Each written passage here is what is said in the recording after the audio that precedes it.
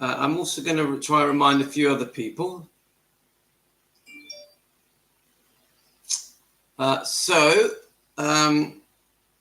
The wife is out all day today. The kids are out all day today.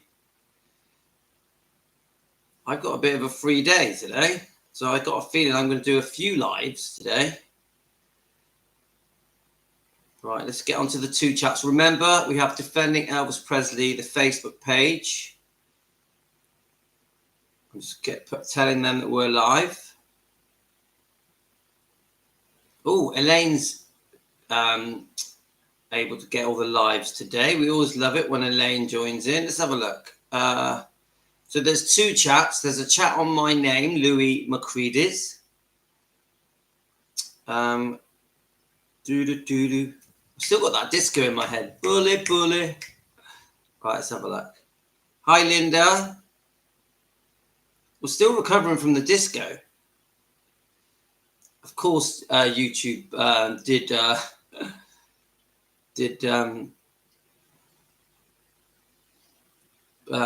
copyright me on a few things. Now, I've had a lot of you sent me some great stuff. Rose Finney has just sent me loads of brilliant stuff this morning. Thank you, Rose Finney. Thank you. And I just love the things that Rose sends me. She made a lovely point, Rose. It's better on the 24 chats that we just all get on. And I agree. It's better that we just all get on. Come on, the whole point of the chats is to let you guys know we're going live. And so you guys can exchange great info, pictures, videos, research, and have a brilliant chat, get to know each other. That's the whole point of the chats. It isn't to prove a point. Sometimes I feel that people try and prove a point on the chat. You don't need to. You have your view. You don't have to agree. And make friends. We're all around the world. Make friends. That's what we're here to do. No other reason. So I'm going to play a couple of bits that have been sent to me. Obviously, there's been this thing that was released. Two things released last night. We've got the Riley Q in the, is it a Chanel advertisement? Which I think was a surprise thing. Hi, Ashley. How we going? And then you got the other thing was, I think there was an advert on American TV. It was ABC giving you a snippet, a taster of the Oprah and Riley interview. Yeah, so a couple of things got released. So I'm going to play them. I also have I rewatched the Piers Morgan interview and I rewatched the Barbara Walters interview. So I may do a comparison. I also really want to get round to reading chapter 16 of this book. Now, we're not going to do all that now. Because I've got all day, which means I'm probably going to do 3 lives today.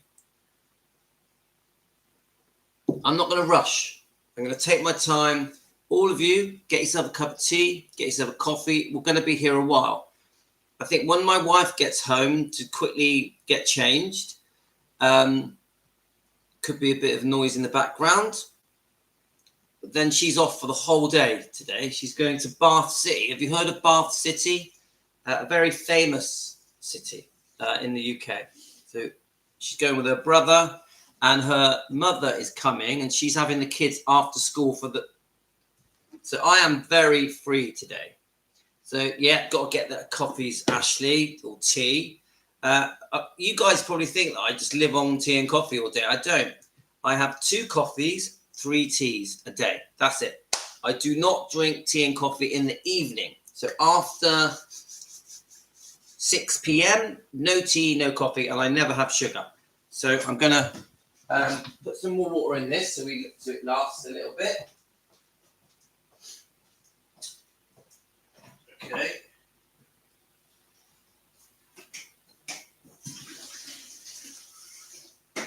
So I do want to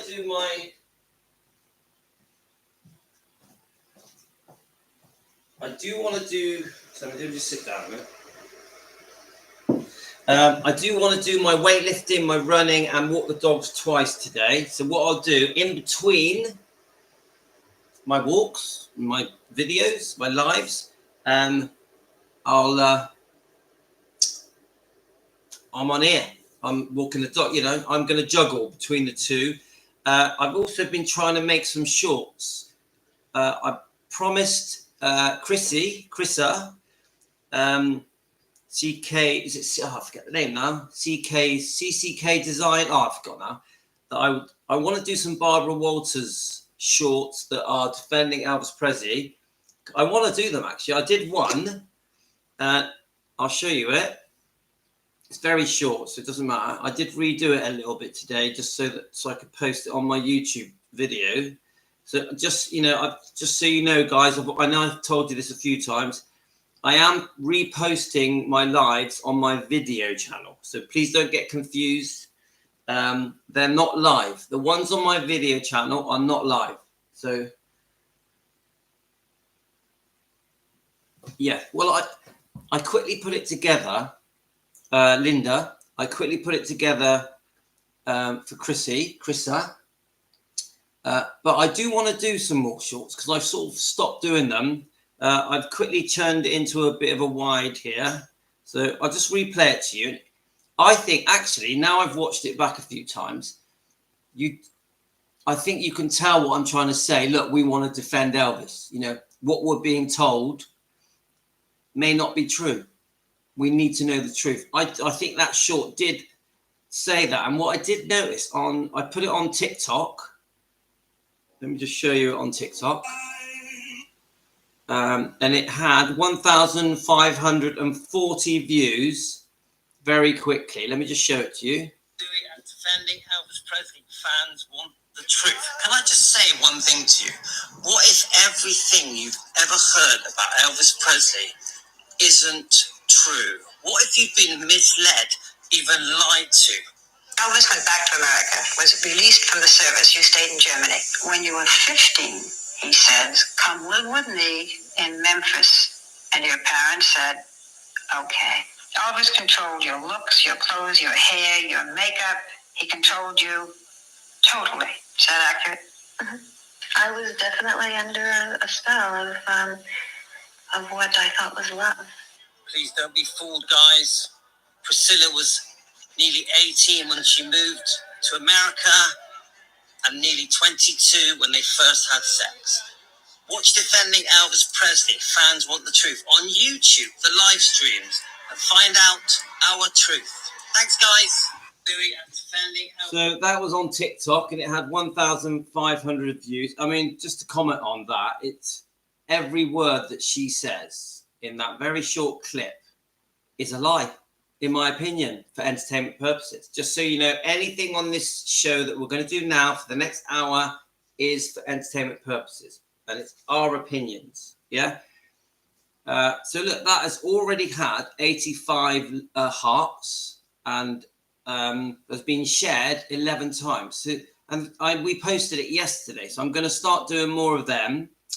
The other one that I posted was, let me just get it onto, actually, let's just see how well it did on Instagram. I don't know if you know, guys, I'm on TikTok and Instagram. Now, on TikTok, if we are called, let's have a look. On TikTok, we are called Elvis Presley USA UK. Elvis Presley USA UK. Shall I show you it? It's not very clear. But the link for TikTok is on my YouTube channel. You just go to my YouTube channel. You click on links. Let me just find it. Even I'm learning, guys. So let me just, right. So you go to the main page. Yeah. Defending Elvis Presley, Fans Want the Truth on the YouTube channel. Then you'll see a thing that says links. And obviously we've got the Buy Me a Coffee link at the top. Don't forget, guys, you want to thank me and buy me a coffee, please do, because you know I love it. But, oh, you can't beat a coffee in the morning. Is your coffee as nice as mine? Do you have a cup of tea with you or a coffee? Which one is it, guys? Tea or coffee? Let me know. So on that same page that has all the links, so that you've got the buy me a coffee, you've got become a member. Obviously, it's $1 a month to be a member. Please become a member. Buy me a tea, and then it will also have a link to my diet channel, you know, my carnivore diet. Then we've got the link for TikTok, Instagram, and Twitter. And then we've got my hobby, Volkswagen Beetle restoration channels, and my family channel. I also have a family. So I basically use YouTube as a diary of my life. Now, when I semi-retired 11 years ago, and I decided I was going to really, really become quite a hermit. I was going to really become a home person. I was here for the kids every day. My wife wanted to go to work, so I became very private. I literally cut myself off from everyone. Yeah. Now, of course, I go shopping. I take the kids to school, take the kids to their clubs. But I became very, very private. I went from one extreme to the other. So obviously, when I was running my businesses, when I was DJing with my twin brother, we were out 7 days a week, 7 nights a week. We were compulsive work addicts. We were workaholics. So I went at 46. Me and my brother said, that's it. And we rented out all our businesses and properties. And we started almost reclusive, but not reclusive because I had 5 kids. Right. So let me just message my wife. Let me just tell my wife. Shh. Yeah.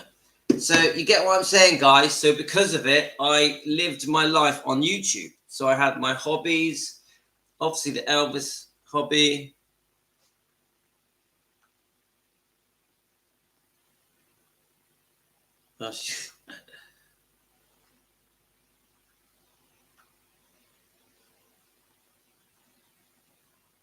Oh, so my wife messaged me.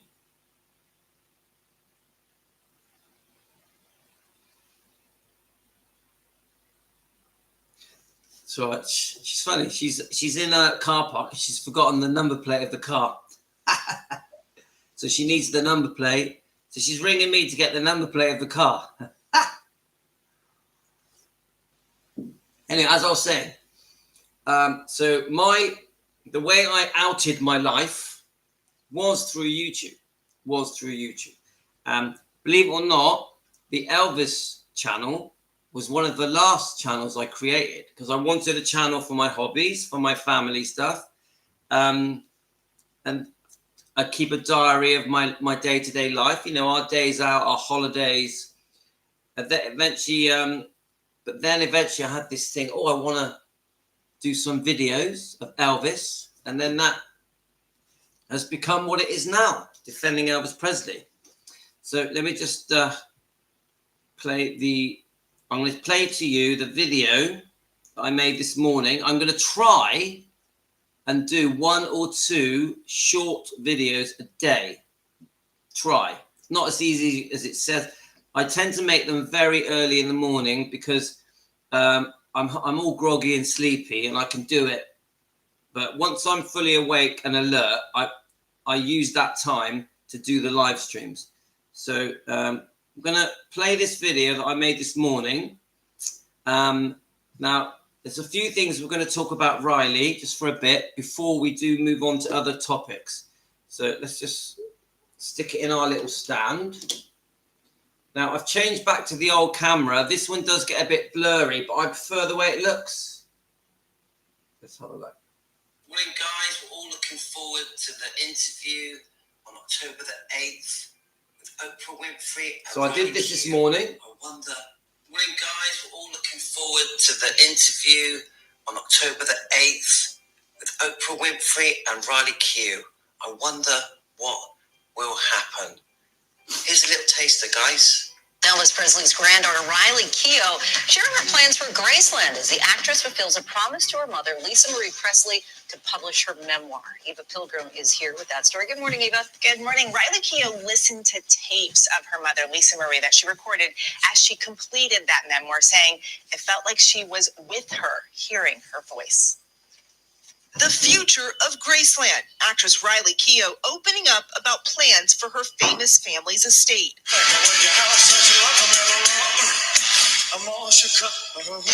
Keough, the sole trustee of her late mother's estate and the owner of Graceland, exclusively telling people she is going to continue what her grandmother and mother did, which is simply to preserve our family home. The actress, who also oversees the sub-trust of her 15-year-old sisters, recently finished writing her mother's memoir titled From Here to the Great Unknown, a promise she made to her mom before her death, saying, what she wanted to do in her memoir, and what I hope I've done in finishing it for her, is to go beneath the magazine headline idea of her and reveal the core of who she was, adding, I want to give voice to my mother in a way that eluded her while she was alive.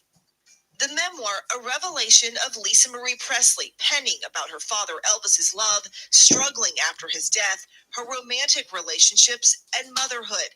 There wasn't much we didn't discuss, and I know that she knew how much I loved her, just as I know how much she loved me and my brother and sisters. I don't feel like she or I left anything unsaid, which I feel profoundly grateful for. The two women, often fiercely protective over their family name, giving their approval to Baz Luhrmann's biopic, Elvis. You're looking for trouble? You came to the right place. It's such an emotional, like Riley said, it just brings up such generational trauma.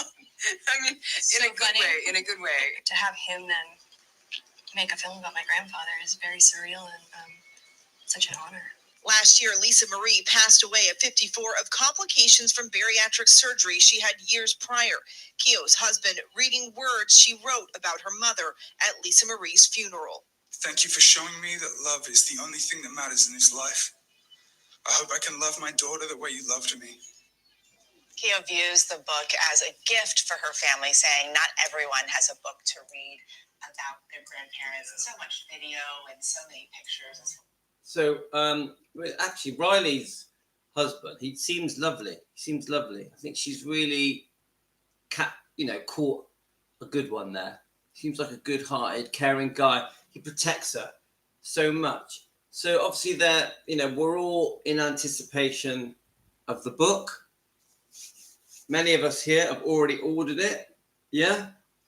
Quite a few posts now are coming out with Riley. Quite a few. She's starting to put herself out there, I think. Let's keep watching, guys.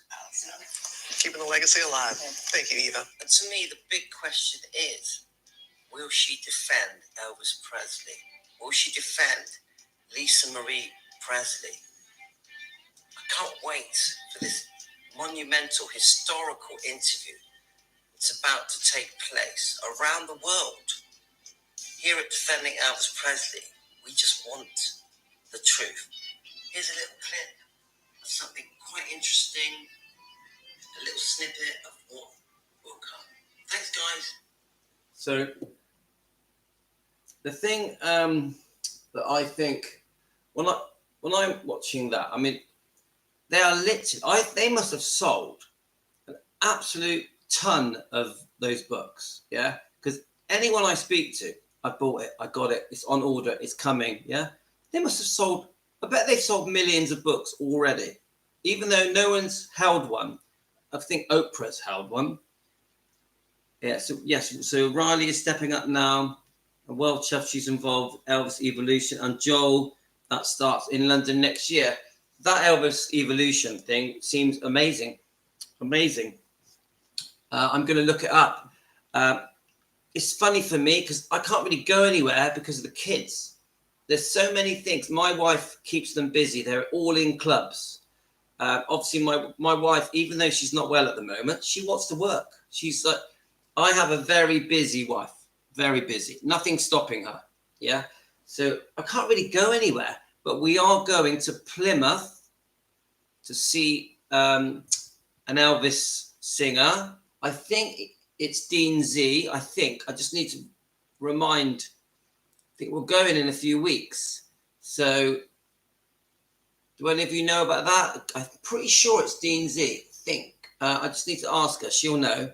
So that I'm hoping that she, you know, obviously we know she's getting treatment at the moment. So let's just see how she is. At the moment, she's really well. So I'm hoping in a couple of weeks we can all go to this Plymouth thing. This Plymouth thing was booked before my wife became poorly. So I'm looking forward to it, guys. And the little kids are coming. So let's just read your comments. So Linda's on the waiting list. He does seem nice. Tupelo sure looks like his twin. I don't know. I don't see no Presley in her. Laugh out loud. I can't wait to see Elvis's great-grandchildren grow up. We are so lucky to be able and watch the family grow. Is there no turmoil in the book between Lisa and Priscilla? Now, let me just read that again. Crystal, hi Crystal. If there is no turmoil in that book between Lisa and Priscilla, what would that mean? Well, to be honest with you, Crystal, I'll be surprised if that book is just going to trash Priscilla. I just don't think that's the way Riley is wired. I don't even think Oprah will want to trash Priscilla. So this isn't going to be the book that you all hope it's going to be. I don't think so. Now, Priscilla's book next year, that could be interesting. But I think this book is very much a commercialized effort on behalf of the Presleys and Gracelands to make everything look like everything is fine. I also think she will talk about her mother in detail, including her problems that she had. I've already seen a clip where they're talking about Lisa's addictions. I think it will dig in a bit and give us some interesting stuff. But are they going to rip into Priscilla? I don't think so. Just my opinion. So I noticed, Nicholas says, I noticed that Riley is stepping up and I am cautious. I want to see and read the book if it does not bash Priscilla. I definitely don't think it's going to bash Priscilla, 100%. I think anyone that thinks that it is wishful thinking, but I could be wrong. Let's have a look. Yeah, I've seen Dean Z before as well. Chris O'Connor is my favourite. She bought it me as a gift ages ago. So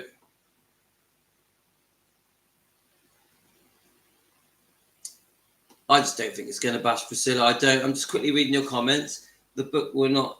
I could be wrong though. Who knows? We could have a shock revelations, couldn't we? I feel like if her relationship with Priscilla is not discussed, it's not a true memoir and a false narrative, and makes me feel like Priscilla has her claws in it. Oh, I definitely don't think Priscilla's got her claws in Riley's book. I really don't. Honestly, the stuff I've watched recently with Priscilla, like we watched that Fan X, where there's an audience all waiting to worship on Priscilla that Elaine sent me. She doesn't even want to mention Riley. When the person sat next to her says, "Oh, is Oprah interviewing Riley?" She skips over it. She doesn't want to talk about it. I don't think Priscilla is going to have any involvement in that interview with Oprah. My gut feeling is that they may not even mention Priscilla. I don't know. Is that possible? Is it possible to interview Riley without mentioning Priscilla? Is it possible? We'll see. Let's have a look. I heard that Lisa Marie Presley took about 80 opiates a day. Well, I don't know, guys, but I think they're going to talk about her addiction. I think from the things I've read, Lisa Marie, God rest her soul, because we love her. I think she's had a problem with alcohol and prescribed medication her whole life. That's the impression I get, which doesn't surprise me, guys. The kind of stress that she's under is, the daughter of Elvis Presley. It's like, just doesn't surprise me at all. Right, so let's have a look where we are. the grandchildren don't have to look anything like the famous grandfather, as long as they keep his Lisa legacy alive. I'm happy. Yeah, I mean, I don't accept that they don't look like him. I watched quite a lot of Finley and Harper, and I don't know. I wouldn't say that they completely don't look like Elvis. And I think even Riley, if you get her at the right angle, there's something. Riley, I do think that Riley has a larger than life aura. Yeah, there's something about her.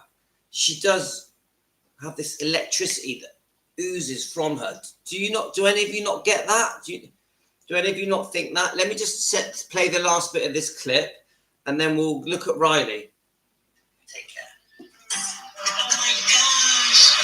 You wrote the memoir that your mother, Lisa Marie, started before she died. From here to the great unknown. I knew that Graceland was a place that she felt free. When did you know that drugs were a problem for your mother? She was taking up to 80 pills a day. Your grandmother, Priscilla, also wants to be buried here with Elvis. Do you think she will be? An Oprah special, The Presleys, Tuesday, October 8th on CB. We're all really looking forward to this, aren't we, guys? Please join us on our YouTube channel, Defending Elvis Presley. Join us to defend Elvis Presley and his bloodline every day of the week. Take care, guys.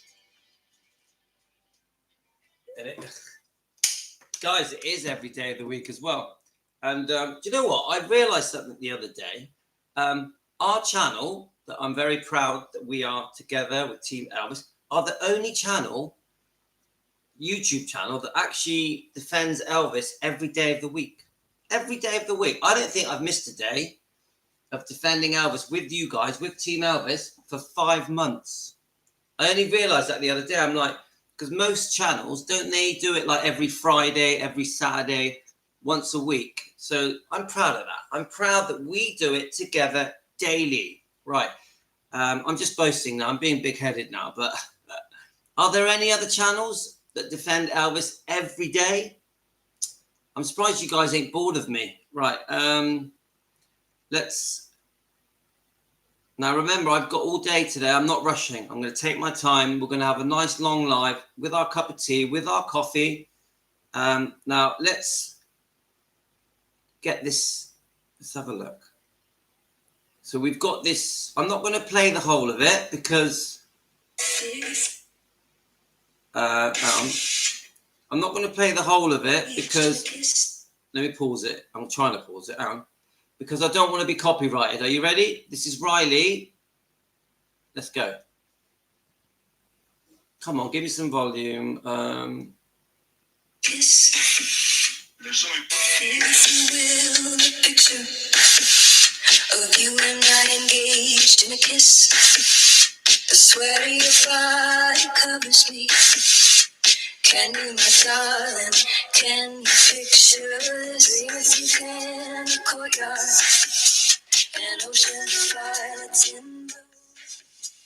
Animals strike you, it exposes. Feel the heat between the air. How can you just leave me standing alone in a world so cold?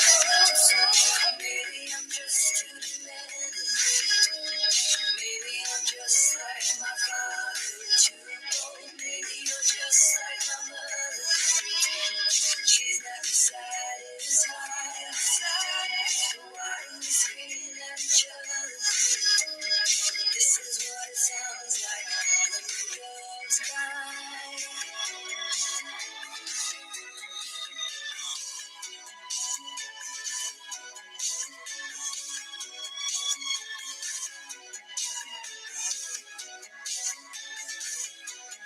Touch, if you will, my stomach. Feel how it trembles inside. You got the fire. I don't want to play it all because I'm just going to get copyrighted, but it's pretty impressive, guys. Pretty impressive. Like the way that she's up. It's almost like a giant bird cage, isn't it? And from what I've read, let's see if I can get it up. it was a surprise. It wasn't expected. Let me just see if I can get it up. I think someone sent me the link to. She was invited to it, and she basically said, "I can't say no." Let's see if I can. It was a bit of a write-up. Let's have a look. Is this it?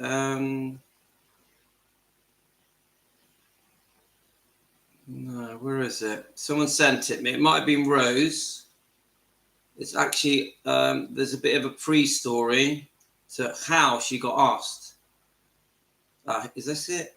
Yes, right. Let me read it to you. So, it was Rose Finney that sent me this. So thank you, Rose. Right. Just days ago, Riley Keough was in Memphis when she got a call from her friends at Chanel. How might she feel about flying to Paris and performing at the House Spring Summer 2025 show? Oh, and doing it while dangling above the models on a makeshift swing. Keough's response: why would I say no to that kind of a thing? It does sound amazing, mind, and it is. It's impressive. If I could show it you on a big screen, I was going to say, if I had my other laptop, I could put it on the other laptop. As one of the channel's brand's ambassadors, Keough first jetted to Los Angeles to lay down a track of her When Doves Cry. So, you know, it's Prince's song, isn't it? Rendition, which would then play over the speakers at the Grand Palais during Tuesday's show. Once in Europe, she only had 48 hours to rehearse. The microphone in hand, she surprised the VIPs gathered to a survey Chanel's latest collection as she strolled into an enormous birdcage built in the center of the show space. Inside, she was lifted high above the crowd, swinging back and forth as she sang the iconic Prince song. I'm like, they literally, you know, this is a massive show. Isn't this mainly celebrities? Yeah, this is like a real showpiece for Chanel, isn't it? And they want to revolve it around Riley Keough, Elvis Presley's granddaughter. She looks stunning, yeah? And she rises to the occasion, mind. She pulls it off. When you watch that close up, you go and watch it yourselves on YouTube or on TV. It's very impressive. She pulls it off. I would have been scared witless if it was me. She just faces it. Bang, let's do it.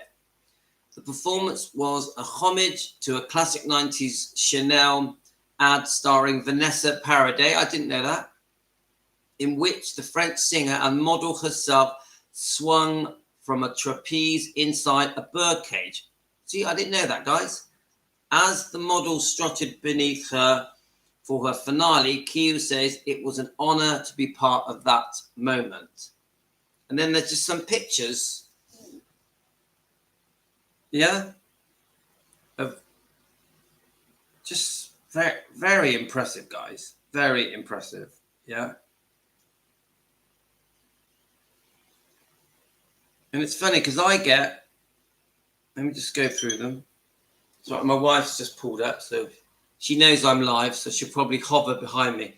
But, you know, it's funny because I've had a few comments about Riley and Finlay and Harper. I've had quite a few recently. I think it's because we've been mentioning them.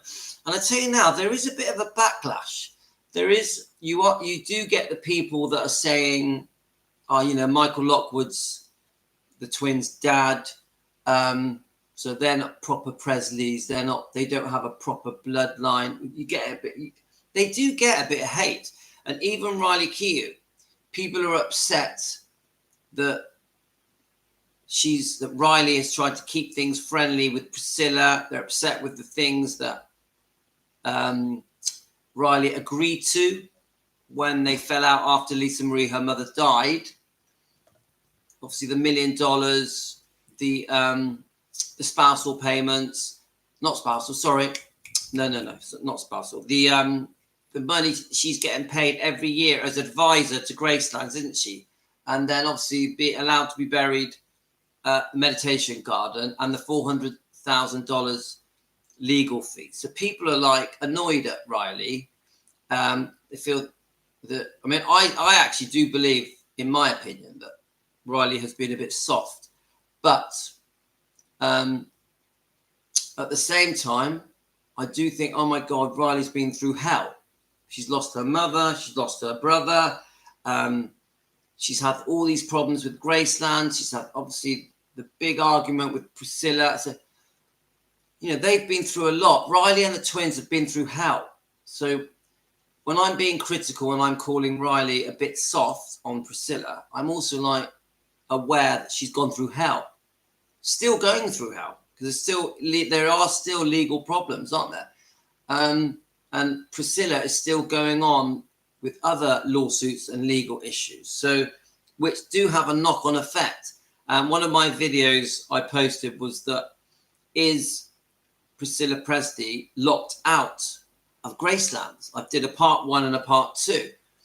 This must have a knock-on effect with Riley and the twins, because this is their family. This is blood. Yeah, this is their heritage, their trust. So the twins will see Priscilla as their grandmother. Yeah.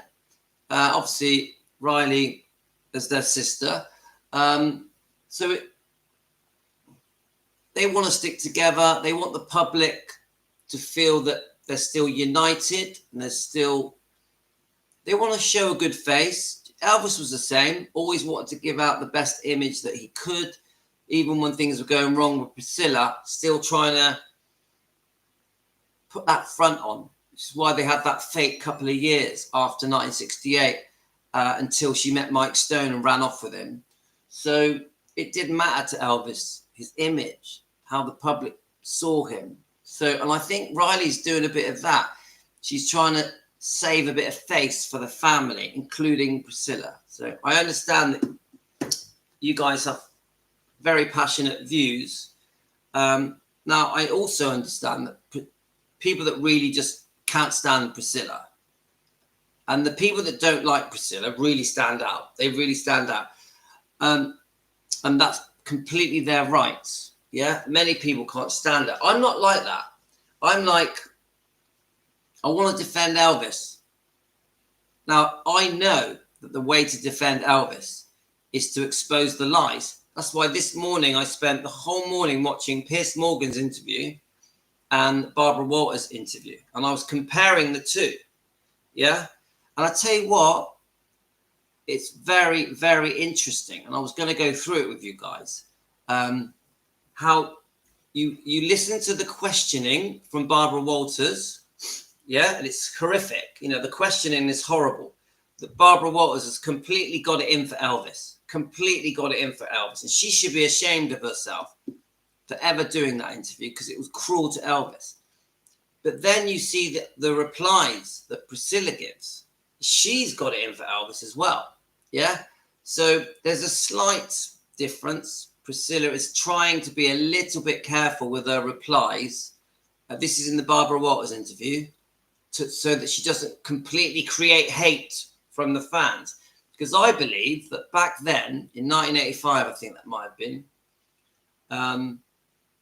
the fans believed everything Priscilla says. And I don't think Priscilla had much hate after that interview. I actually think most people felt sorry for Priscilla and saw Priscilla as a victim. This is in 1985, mind, not now. Now it's a completely different story. The fans have had enough. Fans are fed up. Fans see through it all now. So when I was comparing, so she's being a little bit careful with how she replies to Barbara Walters, but not very careful. She's still assuming that, she's still giving the, she's still coming across that, oh, Elvis took advantage of me when I was 14 and he groomed me and controlled me and I was miserable and he was a weirdo. She still does that, Priscilla does, in the 1985 interview with Barbara. But then you jump forward to 2023 or 4, the Piers Morgan interview, and she's very careful. She's very, very careful. Now, I would say Piers Morgan is the one that's diving in with the horrible questions. And when he asks her, you know, did you felt groomed? Yeah. Controlled? She's very careful. She's like, well, oh, no, not really. Not really. I haven't really heard that term, groom. So there is a massive difference between how Priscilla is answering questions in the 80s and in 2023-4. Yeah, massive difference. Yeah, she's a well-trained parrot now. She's trying to be very intelligent, almost like we, the public, are stupid and we're falling for it. Haha, I'm going to toy with the public and they're going to believe everything I say. I get that. She's trying to manipulate us. But the person that's manipulating us is the new Priscilla, the new pre-rehearsed questions Priscilla. Now, this was the same thing in the 80s, but a different narrative. The narrative in the 80s was all about poor me, I'm a victim. Elvis was a bizarre, strange person that controlled me and groomed me, that took advantage of me. Yeah, I was a prisoner in Graceland.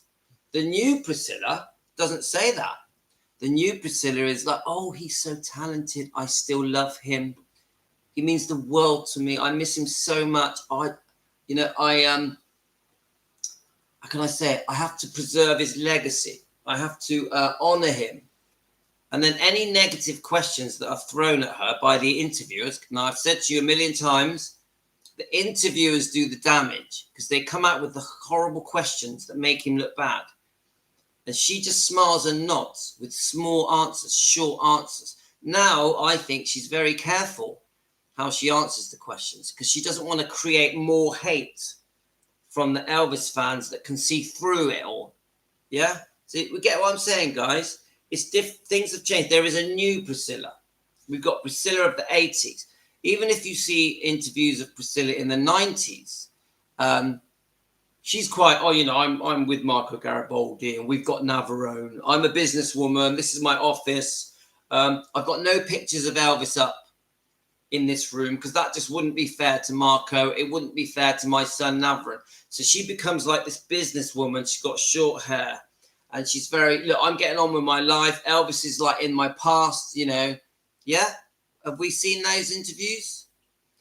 And then the things go wrong eventually with Marco Garibaldi. I think they were together 22 years. Navarone's now a grown-up. And then she goes back to the new. They're not back, actually. Then there's a new story. Oh, Elvis is the love of my life. I still love him. I have to preserve his legacy.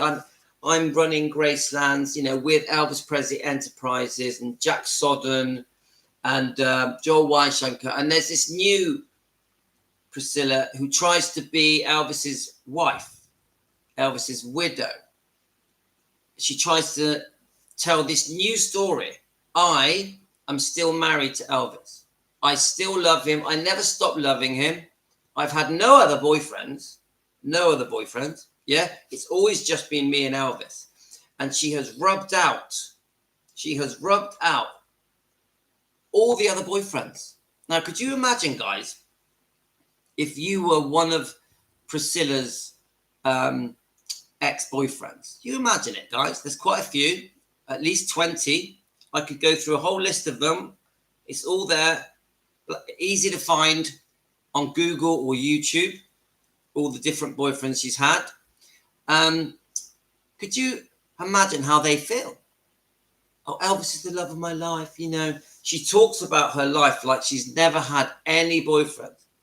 If I said to you right now, who is Priscilla's boyfriend, you wouldn't know what to say.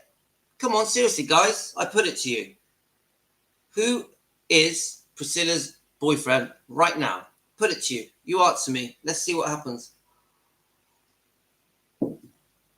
Right, I'm just going to read your comments. Right.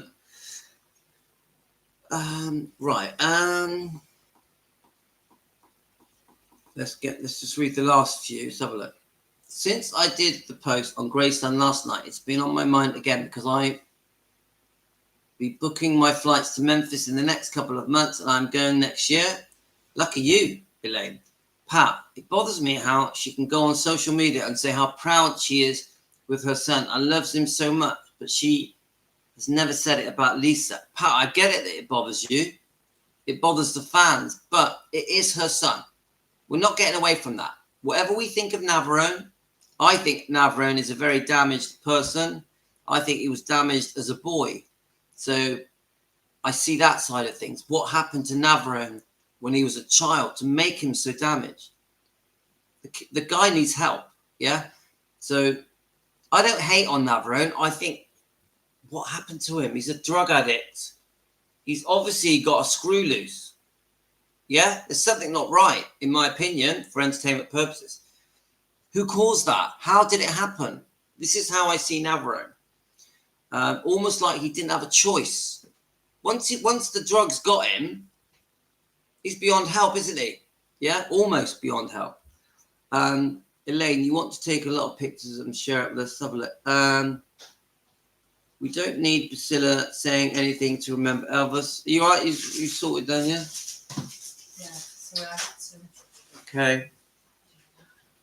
So let's have a look. Priscilla's path would have been so different had Vernon not passed. He will and is what gave her... Right, let me just read that again, Crystal.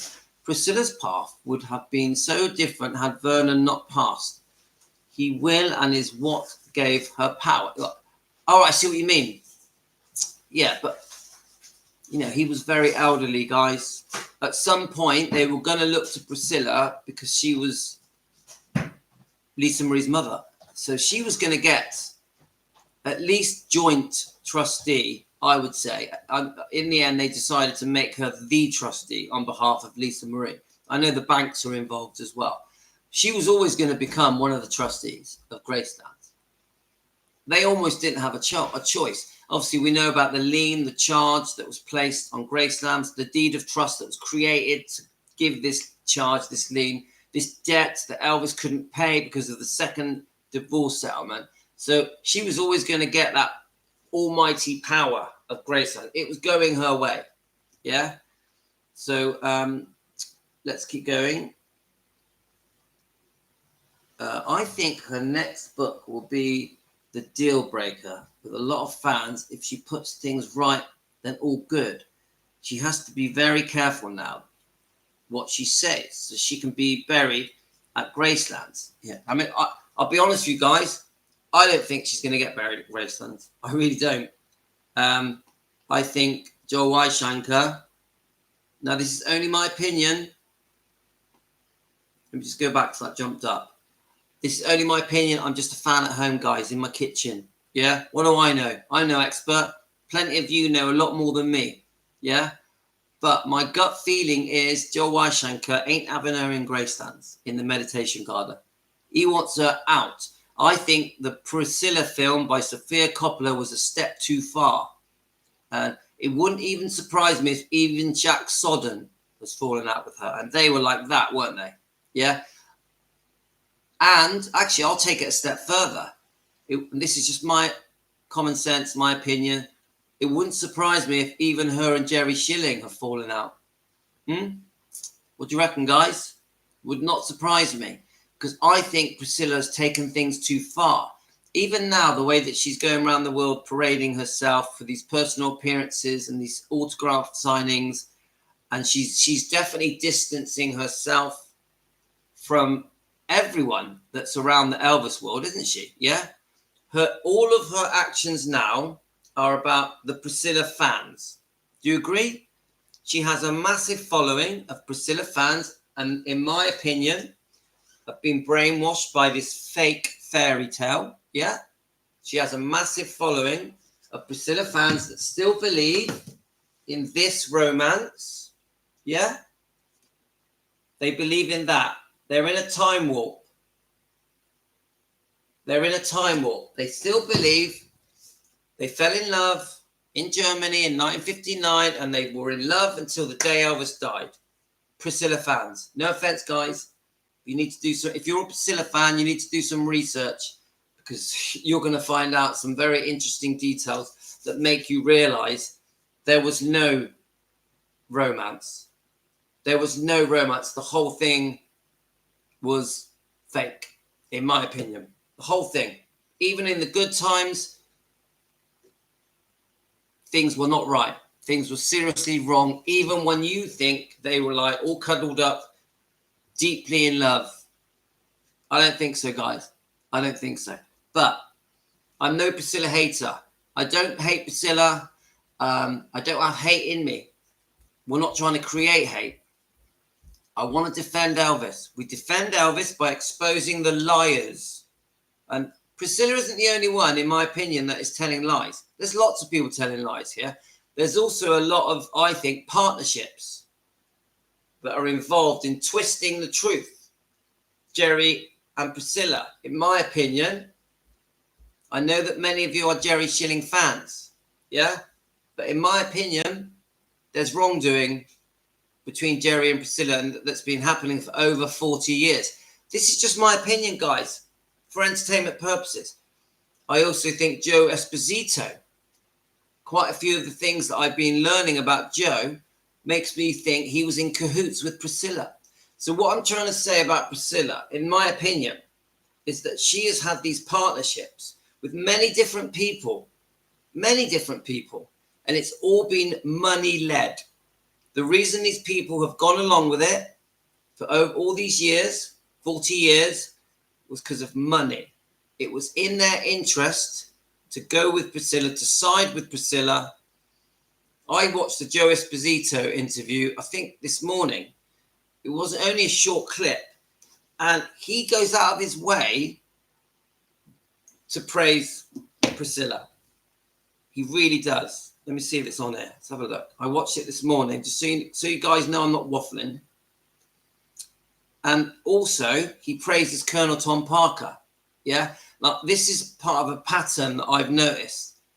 If they're praising Priscilla and Colonel Tom Parker, they are in the Priscilla club. I say it again. If the person that is being interviewed praises Colonel Tom Parker and Priscilla, they are in the Priscilla club. They are in cahoots with Priscilla financially. Obviously, things are different now because she's been pushed out.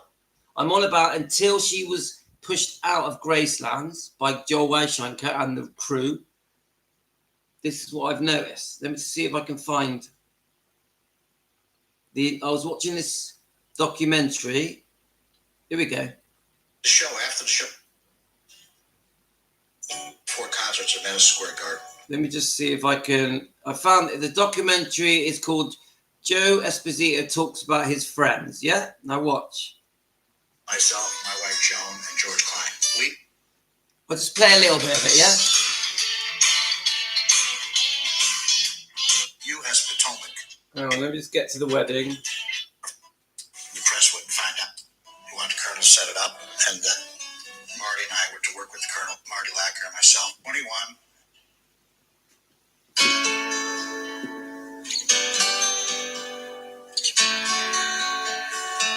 Elvis had been dating Priscilla for a long time, and I think she would turn 21, and he knew that it was time to get married. He was in love with her, and Priscilla and Elvis talked about it for a long time. So Elvis one day called in Marty Lacker and myself and told us that he wanted to get married. He talked to the Colonel about it, and he wanted the Colonel to set it up, and that Marty and I were to work with the Colonel to set up the arrangements for the wedding.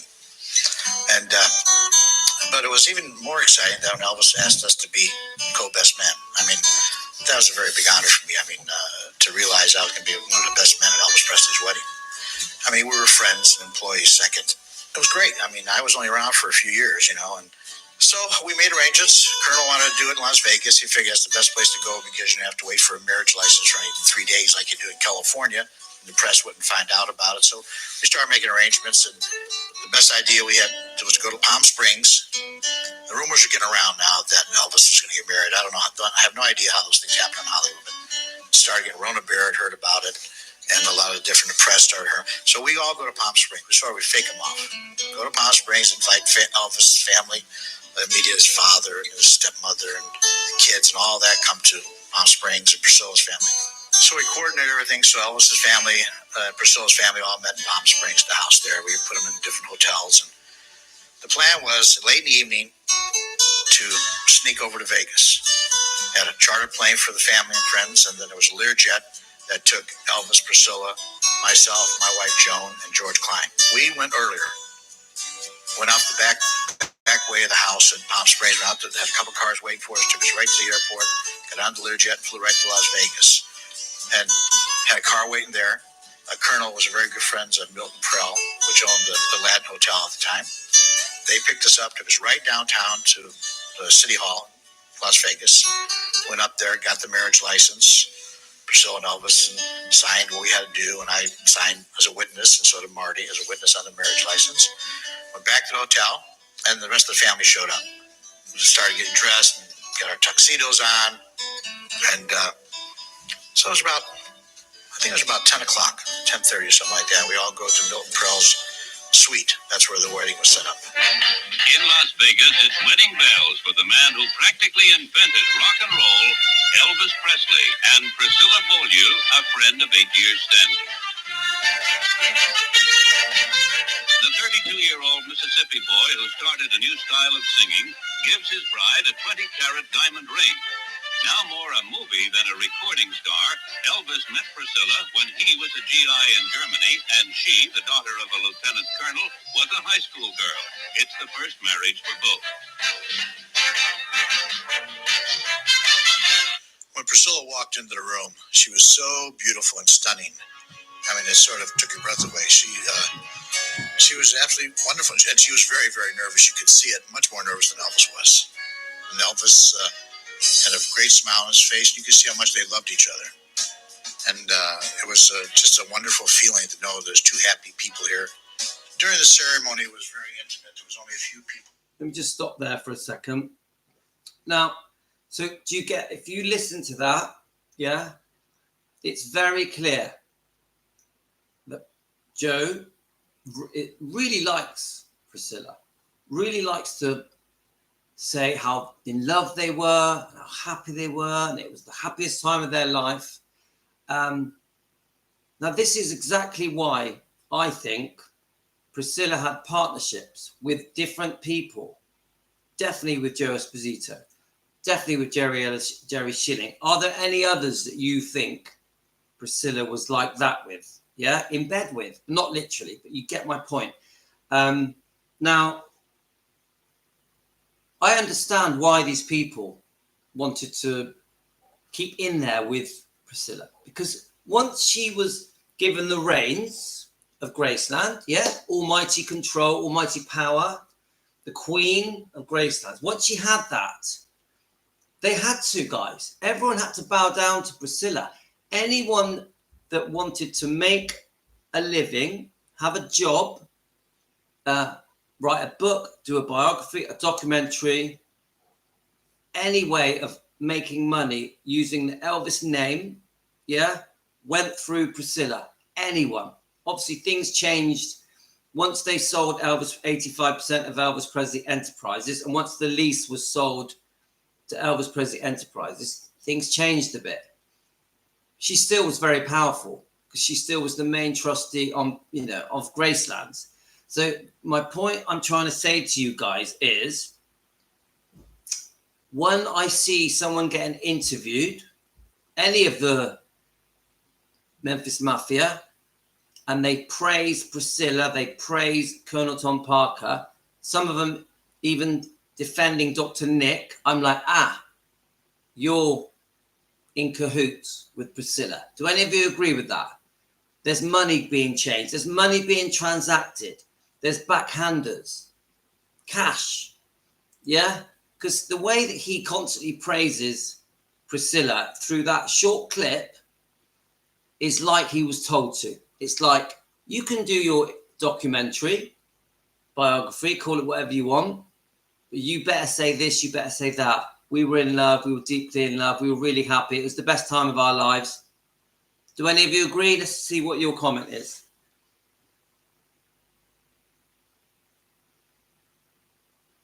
So there we are. Crystal says, you can't believe a word Joe says. He's telling Scylla's version. Yeah, that is what I'm trying to say to you. Linda, you have a good point. You have a good point. He would have married her at 18. I actually don't agree that he looked bewildered. I actually think he looks really happy. But remember, it was important to Elvis to put on a good front for the public. Elvis knew he was being filmed. He knew the press were there. He wanted to put on a good face for the public. He didn't want it to come across as a fake, forced marriage. He didn't want it to look like he was under pressure to marry her. He wanted the world to see a beautiful marriage. Yeah? He wanted the world to see happiness. Now, don't forget, he didn't know that she was going to be unfaithful after Lisa Marie was born, 10 months after the wedding. He never knew that. Everybody was shocked when that happened. Elizabeth, I agree. I do think he was pressured to marry Priscilla. I do. I think by many different things, not just one thing. So Elaine says, I personally think there was a lot more to what happened to Elvis that day and leading up to it. Yeah, definitely. Wouldn't we love to hear the real story, not Joe Esposito's fake version? Yeah. Thank you, Crystal. Why did Elvis not remember that day? Why did Elvis not remember that day? I don't know what you mean. I don't agree that they were happy at all. Look, they had some happy times. Come on, let's be fair. You've seen the footage. They did have this fake marriage for a couple of years. No, they had some good times. Come on, guys. There's too many videos, too many pictures showing good times. They did have some good times. Let's try not to be completely biased, because if we are completely biased, we're not going to see the truth. We're just going to see angry, bitter people's version of things. I won't do that. We're going to be fair. We're going to be fair. They had some happy times, guys, whether you like it or not. Patty Parry, Margaret was the only woman. Sorry, I don't understand that. Why? Let's have a look. Let's keep going. I know Elvis Presley Enterprises furious with Priscilla for coming out with that movie. Priscilla was supposed to go through them first. Yeah, definitely. Which is why they didn't allow the music to be played on it. She, what's the word? Burn your bridges. What's the word? That when that film came out, that was it. It was fini. Game over for Graceland's welcoming Priscilla. She wasn't going to walk in those doors again. I really believe that. I think behind the scenes, a lot of arguments happened. A lot. I think not just Joe Weishanker. I think many people were very angry with Priscilla. But I also think she's so much... Let me just turn this a bit. Let's face this to me a bit. I think that Priscilla was so determined to have her time... her moment of fame, a film made about Priscilla. Finally, her book turned into a movie. Even though we know most of the things in this book, in our opinion, for entertainment purposes, are not true. Finally, a big director, Sofia Coppola, was going to make her movie. It was going to be bigger than Baz Luhrmann's film. Bigger. Yeah? It was going to eclipse Baz Luhrmann's film, Elvis. Austin Butler's film. Yeah? I really believe that Priscilla thought that film, Priscilla, was going to be a box office hit around the world. She really thought, yes, this is my moment. This is my moment to shine. And she was prepared to fall out with everyone to do it, including her daughter, Lisa Marie, including Joe Weishanker, and including all the people that were important at Graceland, because the bankers are a big part of it as well. Yeah? She was going to make that film. No one was going to stop her. Not even her daughter dying made a difference. It made no difference. I have no idea what Riley's involvement was, but I'm telling you now, guys, to her, that film being made by Sofia Coppola choosing to go along with this storyline was the best day of her life. The best day of her life, even more than the wedding. Now, did she know that it was all going to go wrong and it was going to be a flop and that the fans were going to be upset with her for making the film? Did she know that Gracelands were going to out her, lock her out of Gracelands, in my opinion? I don't think so. I think that Priscilla felt that Graceland needed her. I think there's no way that Priscilla thought that Joel Weishankar and the Elvis Presley Enterprises people were going to lock her out. I don't think for a second. I think she thought they needed her. I think she thought Joel Weishankar needed Priscilla. She was very wrong. She underestimated Joel Weishankar. She underestimated him. She's out, guys. I don't care what anyone says. My opinion, for entertainment purposes, Louis at home in his kitchen, she's out. She is out of the club. And you will hardly see her mention Riley or the twins. Hardly at all. She will barely mention them. Yeah? Just my opinion, guys. Let's read some of your things. So, yeah, she got, what's that saying? When the thing that you wish for most happens. Yeah, there's a saying. I forget the saying. Careful what you wish for. Careful what you wish for. When her dream came true, the Priscilla film, really, she was left out in the cold, and that's exactly why she is going around to different areas, doing these appearances, these Comic-Cons, these FanX, one-to-one, like signing autographs for cash, has done a deal to write a book. The reason she's like doing so many things, somebody sent me a list yesterday of all the different places that she's attending, doing these appearances. It's a lot of places, guys. And if you look on social media now, she's really pushing her Instagram, TikTok, Facebook. She's pushing it. Yeah. This is the new Priscilla, the social media Priscilla. Yeah. She's really, this is her attitude, in my opinion. I don't need Joel Weishankar. I don't need Gracelands. I don't need Riley. Yeah. I have my own self-worth. I will do my own events. Yeah. I will have these queues of people signing my autographs, charging at least $100 an autograph. People queuing around the corner, waiting all day to see me. That's what's happening. The Priscilla fans are so loyal and blinkered because they don't know the truth, in my opinion. They've fallen for this fake fairy tale. They will spend hours and hours queuing up to see Priscilla, yeah, to get an autograph, get a picture with her. She'll also do questioning, yeah, questions and answers. And she is treated like Elvis. This is what my video mentioned yesterday. Priscilla is treated like Elvis. What happened? How did that happen? What planet are these people from if they don't know that she is not Elvis? She betrayed Elvis. She humiliated Elvis. Financially, she ruined him. Someone said a really clever thing to me the other day. Now, many of us are told that Gracelands had run out of money. Yeah?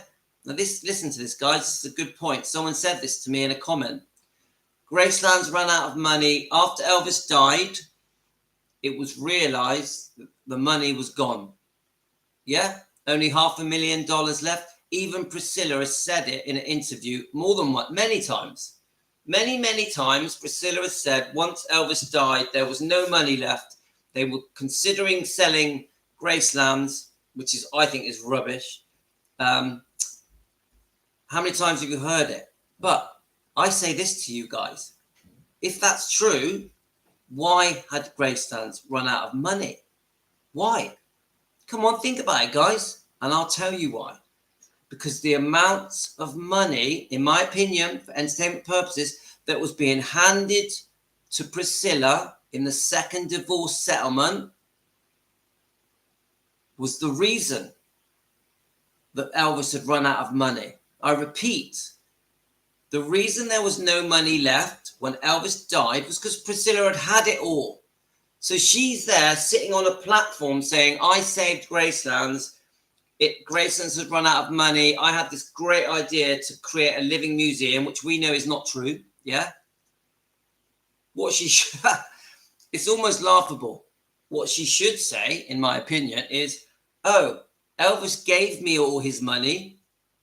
That's why he'd run out of money. I repeat, Elvis gave me all his money in 1977, which is why he had run out of money when he died. Yeah, let's see a comment on that, guys. Let's see. I want to see a comment on that. Because someone said that to me yesterday. I asked you, where did all the money go so that when Elvis died, there was none left? I'm asking you as subscribers. Come on.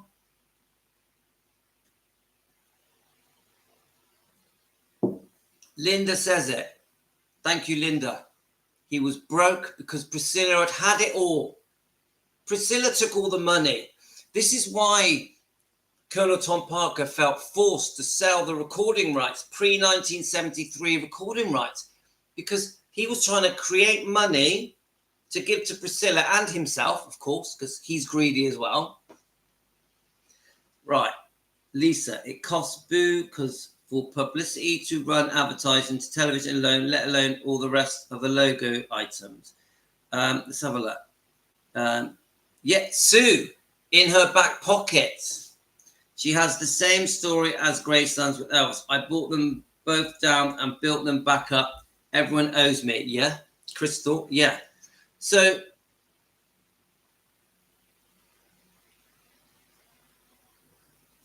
I only realized this yesterday. Seriously, guys, that one comment that came in, you guys sent me some brilliant comments, and that comment stood out to me. It was like, yeah, we've been talking about Elvis spending his fortune, yeah, all those years of working, and then when he died, they basically were saying there was hardly anything left, to the point where they felt they may have to sell Gracelands, which I don't believe, yeah. The Living Museum idea was already being planned by the Colonel, by Vernon, by Memphis. It was all at hand. Yeah, Morgan Maxfield, look him up. Priscilla was once engaged to him. He died in a plane crash. By Jack Sodden, who was his assistant. Yeah, it was all being planned anyway. So when Priscilla tries to take credit for it, it's just rubbish. Yeah, it was not her idea. Yeah, she did not save Graceland. No way. They were never going to sell Gracelands. When Elvis died, they knew that Gracelands was a golden goose. They knew. It was like selling the Queen's Palace in England. It was like selling the White House in America. It was never going to happen. They were never going to sell Gracelands. I'm telling you now, I don't care who disagrees with me, they were never going to sell Gracelands, ever. What could have happened is other people stepped in and created the Living Museum, not just the actual grounds and the building and all of Elvis's artifacts and memorabilia and belongings, also all of the land in front and to the sides. It was all going to be a massive monument to Elvis, because everybody in Memphis knew that Elvis had this massive following around the world and this backlog of amazing movies and music and his charisma and charm that had impacted the world. They were never selling Graceland, guys. Never. I don't care what anyone says. So every time I see Priscilla saying, I say Gracelands, oh, we can see the interview.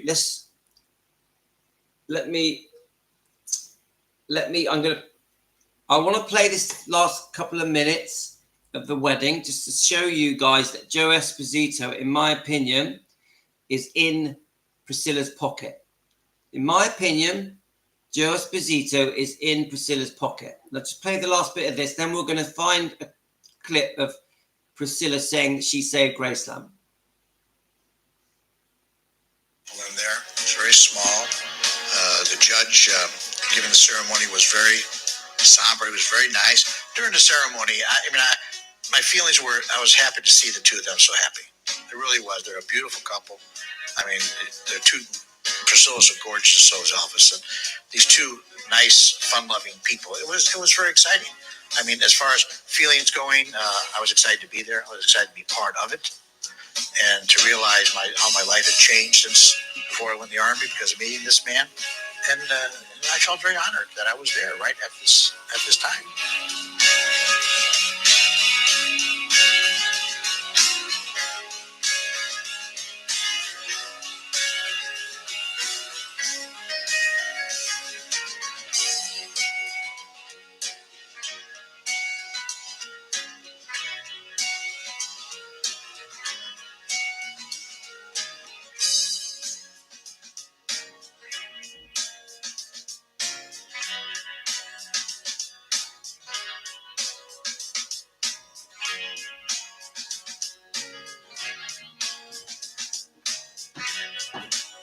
At a press conference. You look beautiful. Went immediately from the ceremony right to the press conference. And the press was there and talked about how he felt about getting married and all that. Then after that, we went to a little wedding reception. Had cake and musicians and playing some nice music. Had some cake and some food and had a little party there just for the family and friends. Then we all went back to our airplanes. Flew right back to Palm Springs. In the meantime, Rhoda Barrett is sitting in front of the house in Palm Springs waiting for Elvis to get married. And she was so mad when she heard that we were in Las Vegas and it was announced that Elvis got married.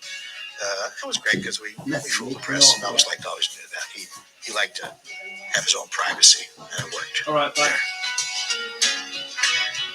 Love you.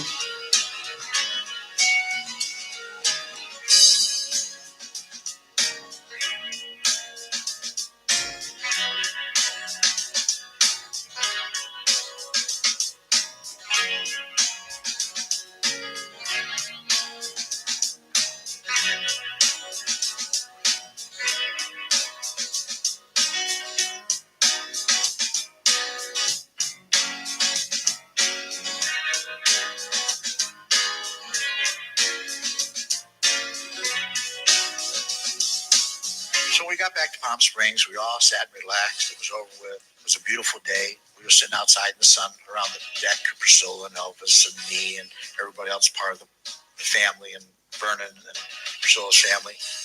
And I could just remember Elvis got up from his chair and went over and cut a rose for Priscilla from one of the rose bushes back there and brought it to her. I never saw Elvis do something like that before, but it was a nice touch. I thought it was a very nice, warm, romantic touch.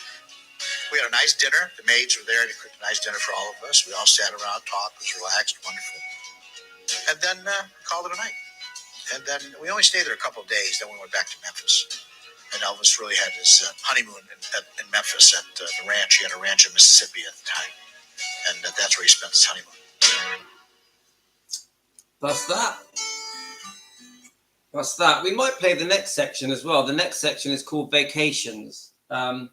But you know how I feel, guys. I feel that she was in cahoots with many people. And I think some of the people, you'd be very surprised.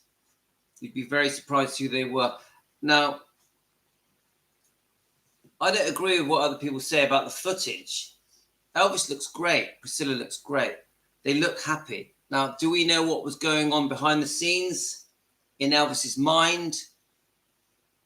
No, we don't. We know we've had, different witnesses, different people say that he didn't want to get married. He was crying and that he felt forced into it. And now with the Red West conversation, that he was railroaded. Is that the word? It happened. It was done and dusted before he knew it. Yeah. So I think we will. Let's just play the. I'm interested to know because I haven't watched this bit. I'm interested to know about the Vacations. So is that Charlie Hodge?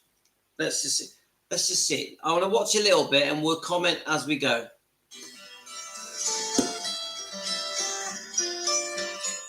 people don't realize Elvis did take vacations, because when you're a big celebrity, it's hard to get away and be privately and be on your own. So, but Hawaii was his favorite place. And once he started making movies there, he really enjoyed it there. The people treated him wonderful. He always liked to go there. He loved the warmth. I remember when we get off the plane, there's just a feeling of relaxation when you get off the plane in Hawaii. And that was one of the places I know that Elvis really enjoyed. He felt relaxed. He was himself. He had no pressures on his shoulder. And we went there many, many times. Spent a lot of days there. I'd rent a house on a private beach someplace, but we always stayed at the hotel, at the Hilton Hotel, because he liked the privacy and the security of the hotel. But yet during the day, we'd party at the house. He relaxed on the beach. Later, he'd get a tan. He'd go out body surfing. We did some snorkeling there. And the people on the beaches didn't bother Elvis. They were told, leave him alone. He's on vacation. This is Nora and Lamar Fike with Elvis and Priscilla. This is Lamar's wife, Nora, Priscilla, Patsy, and my wife, Joan. Tom Jones was performing in Hawaii at that time while we were there. We went to see a show the night before and invited Tom out to visit the house, play around with the pool, lay out by the beach. It was a great day. Tom enjoyed it. We had a little champagne. We made a peanut butter sandwich for Tom. He had never had peanut butter in his life. He really didn't like it.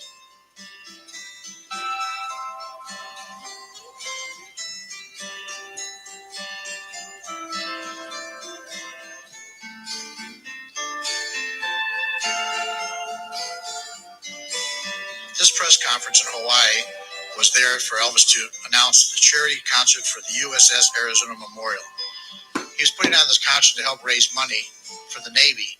On one of the vacations in Hawaii, Elvis decided to take our wives and the whole group of us out to see the USS Arizona Memorial that he helped build.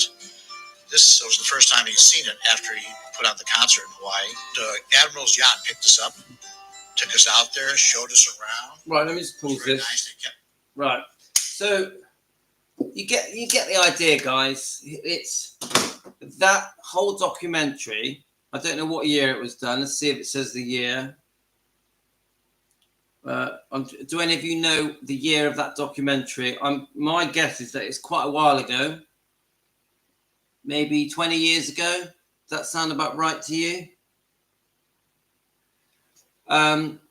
It's so obvious that he is full of praise for the relationship between Elvis and Priscilla. But we know, because we broke it all down, we know that their relationship was very rocky, very problematic. We also know the lead up to the marriage was complicated.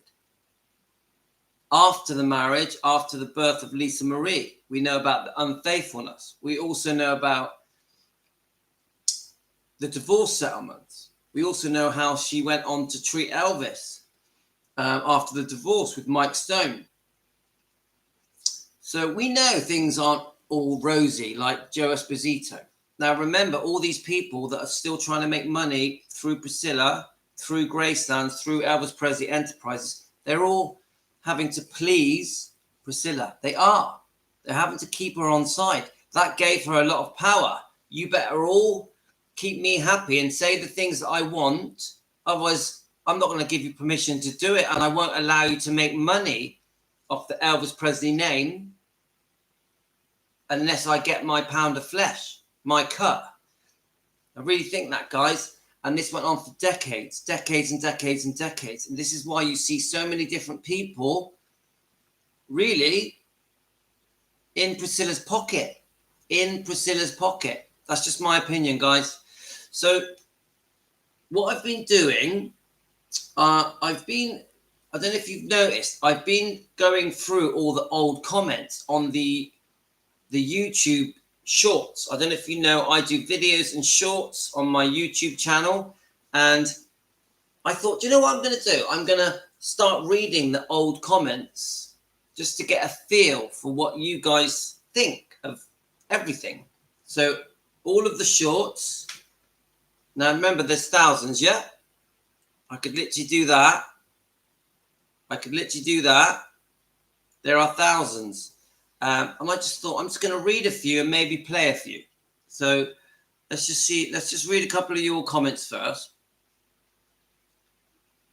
So Jean says, Priscilla tried to get rid of the Memphis Mafia once they got married. So we've got I've had quite a few of you saying this. Jean says, you're right. And I think Priscilla brainwashed Lisa saying they were horrible people. I honestly believe that Lisa Marie, in her younger years, so as a young girl and in her teenage years and early 20s, was conned by Priscilla. That is my opinion. Entertainment purposes. I think she didn't know the truth. I really think that Lisa Marie had been quite gullible, quite naive, and just believed everything. Part of that problem was the Scientology involvement. That was all part of the brainwashing. This is why I think you see in early interviews, Lisa Marie with Priscilla, and they're getting on really well. They're having a laugh. They're really happy together. You look at the old interviews, Lisa Marie with Priscilla, I tell you now, they're like best friends. Don't forget, Lisa Marie did allow, when she turned 25, she allowed Priscilla to stay co-trustee with her. Is that right, guys? Am I wrong? Priscilla and Lisa Marie were co-trustees together. She allowed Priscilla to carry on running the show. Yeah? So, which was probably a mistake. In fact, it was a mistake.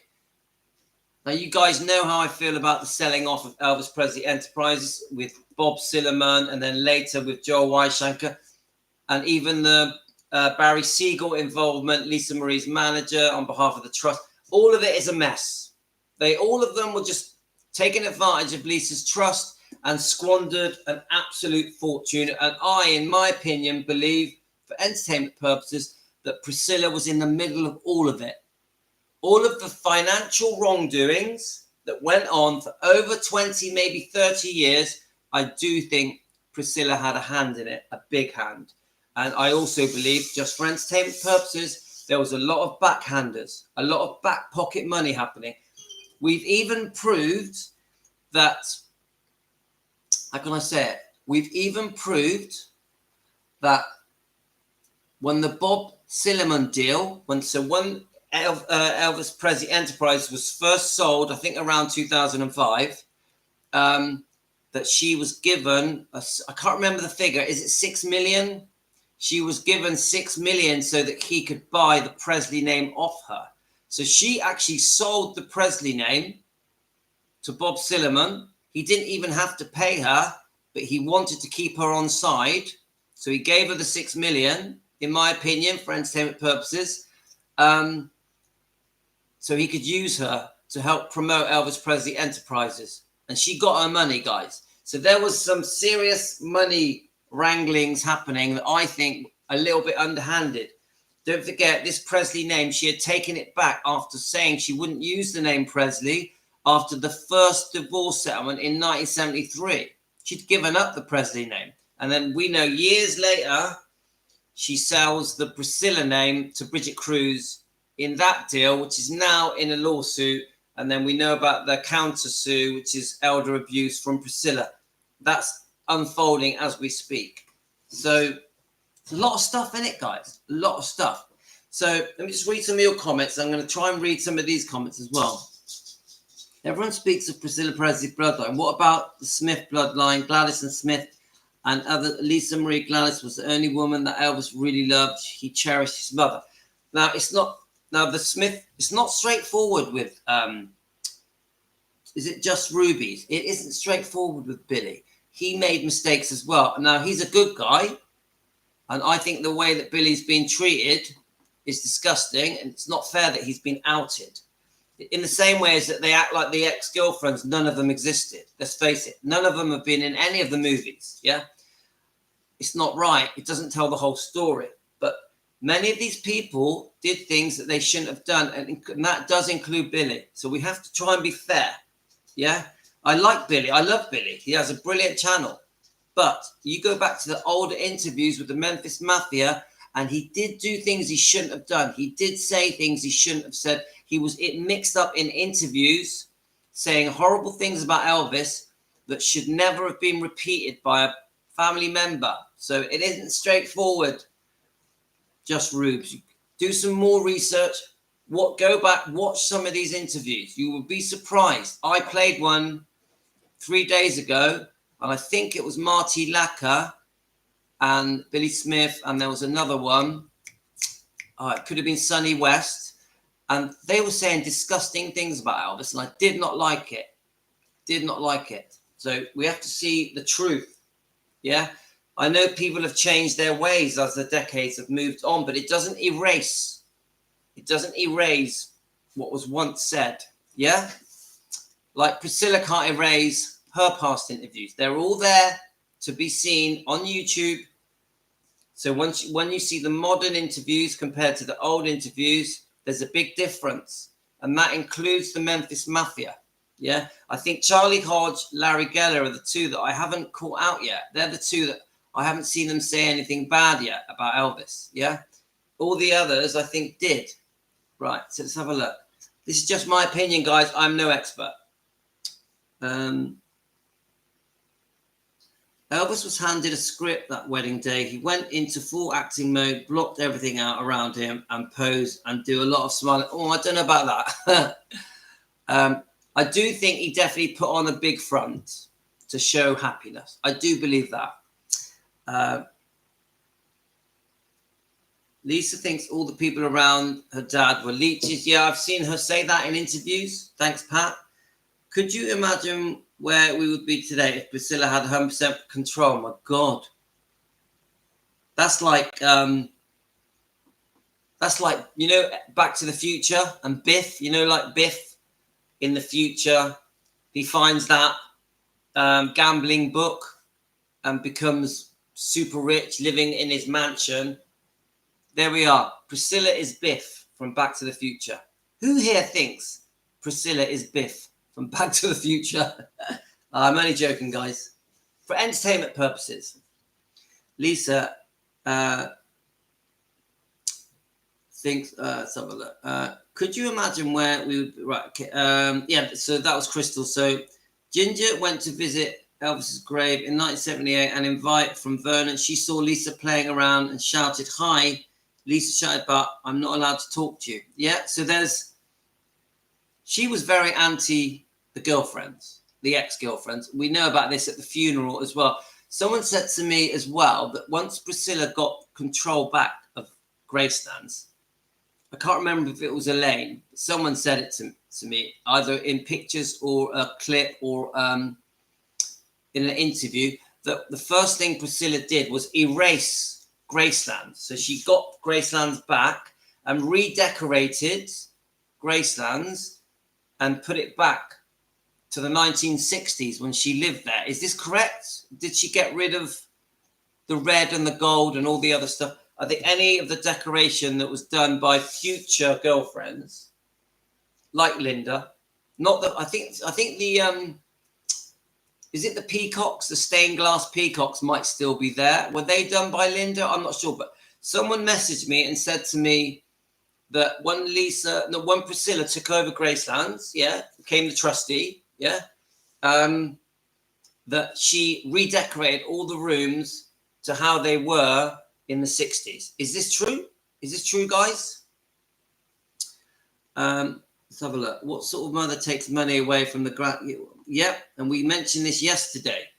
Any money that has been handed to Priscilla by Riley has come out of the pocket of Riley and the twins, Finley and Harper. She literally, this is the hand money grabbing, putting it in the pocket of Finley and Harper and Riley, and then putting it into her pocket.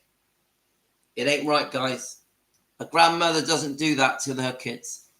It's wrong. Should never happen. Lisa's mother bled Lisa to, let's have a look.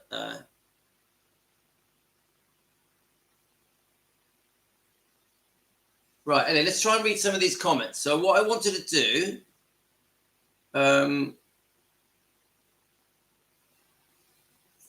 me just hang on 1 second, guys.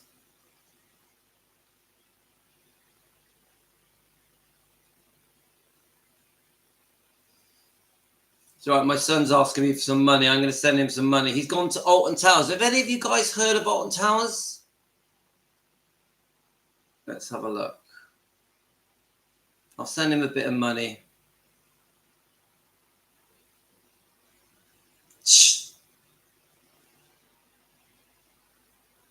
Alton Towers is like a big theme park. He's gone there for the day. My son's Rio and he's 16 years old. I bet he's having a brilliant life. He's had a bit of bad luck. They had a coach on the M5 on the way to Birmingham, and the coach broke down. So but I think they're fixing it now. So he's let's let him know that I've sent him some money. They're stuck on this coach in the middle of nowhere.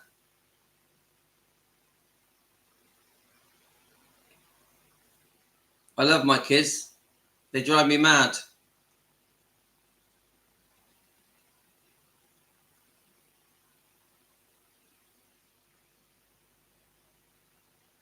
Okay.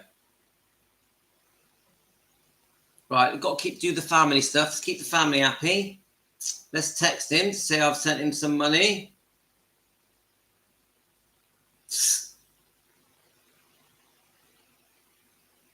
Let's see if he'll answer the phone to me.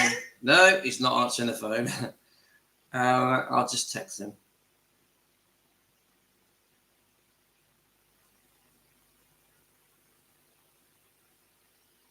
Okay, right. So let's just check your messages, and then I want to just quickly read some of those comments. So let's have a look. Yeah, she's redecorated it like a bordello. She restored it back. She thought it was bad. I mean, let's face it, it shouldn't have been touched. It should have been left how Elvis left it. The last time Elvis saw Graceland, every room should not have been changed. So I actually think for Priscilla to go back there and change all those rooms, what's the word? Sacrilegious. Sacrilegious. Should not have happened. But she had almighty power. No one was going to stop her. No one was going to stop her. Graceland's decoration, plus because it was back, there was one. Right, let's have a look. It doesn't matter what it like. That was Elvis' home, and none of us what it is like. Again, PB saying it looked what she could change it. Sorry, guys, you have to. To read it clearly, I need it to be. Otherwise, I sound silly. I think Charlie was a true friend. Only Charlie liked to drink quite a bit, in which his stories weren't always reliable, but he did truly love Elvis, and after Elvis died, started to come up to Priscilla. Okay. I haven't seen any Charlie Hodge interviews that have upset me yet. They've all been okay. I can see that he liked to drink. I think Charlie was a true friend. Only Charlie liked to drink. Max, I forgot what they said on tour, but said Elvis believed they represented resurrection. Oh, this is the peacocks, yeah? The stained glass peacocks. Everyone took advantage of Elvis, even in death. They sure did. His own cousin took a picture of him in his coffin. I read somewhere that they had paid some photographers to go undercover, pretend that they were mourners, and they had these little miniature cameras and took these pictures. I always thought that picture was fake. Honestly, I always thought it was fake because he looks so young, doesn't he? He looks so well in that picture. Linda Thompson said in her book briefly that Elvis made decisions on decorating. I have to disagree with the decoration. She kept the pool room and TV room as Linda decorated it. Yeah, I know she didn't do every room. She did some rooms, yeah? Someone even stole the flag of his casket. I didn't know that. Hi, Lisa, that's a new name. Hi, Lisa. You're welcome to Team Elvis. Let us know where you're from. She changed the dining room and living room. Yes, come on. She shouldn't have touched those rooms. She should not have touched those rooms. Elvis would be horrified knowing that she was in his house changing stuff. Yeah. Elaine, yeah. Cousin Billy, man, and he took the photo. The cousin was Billy Mann, and he took the photo. Thank you, Crystal. The big question is, what has Priscilla done with all the millions of dollars that she had over the 50 years since she divorced Elvis, how much money does one person need in one lifetime? Hi, Freddie. Let me know where you're from, Freddie. Are you new to our channel? Welcome to Team Elvis. I love it when new people join us. It's a very good question. Some of you say it all went to Scientology. Some of you say it's all the boyfriends have squandered it. Who knows? Who knows? Billy Mann took the coffin photo and was paid $18,000 by the Inquirer. I think I have read this. I didn't know about the name Billy Mann, but I'd read this, that they were paid by the Inquirer. Right, so we're going to go through some of these comments. Right, so I'm just going to, I don't know what we're going to read. These are quite old, well over a year old comments. Mary, how could they have another child when she said he wouldn't be intimate with her after Lisa Marie was born? Should we play the video? Let's have a look. Let's see if it plays. The relationship between her and her father was really magical. He adored her, and he adored having a child. And I really believe Elvis would have loved to have another child. I was an only child, but maybe my kids will be. We already had a name picked out for another child. And it would take the place of that first one. He was playful. He could talk baby talk, and could really get on that level of a child. He was like a really big kid. Actually, I wish I was 16 years old again.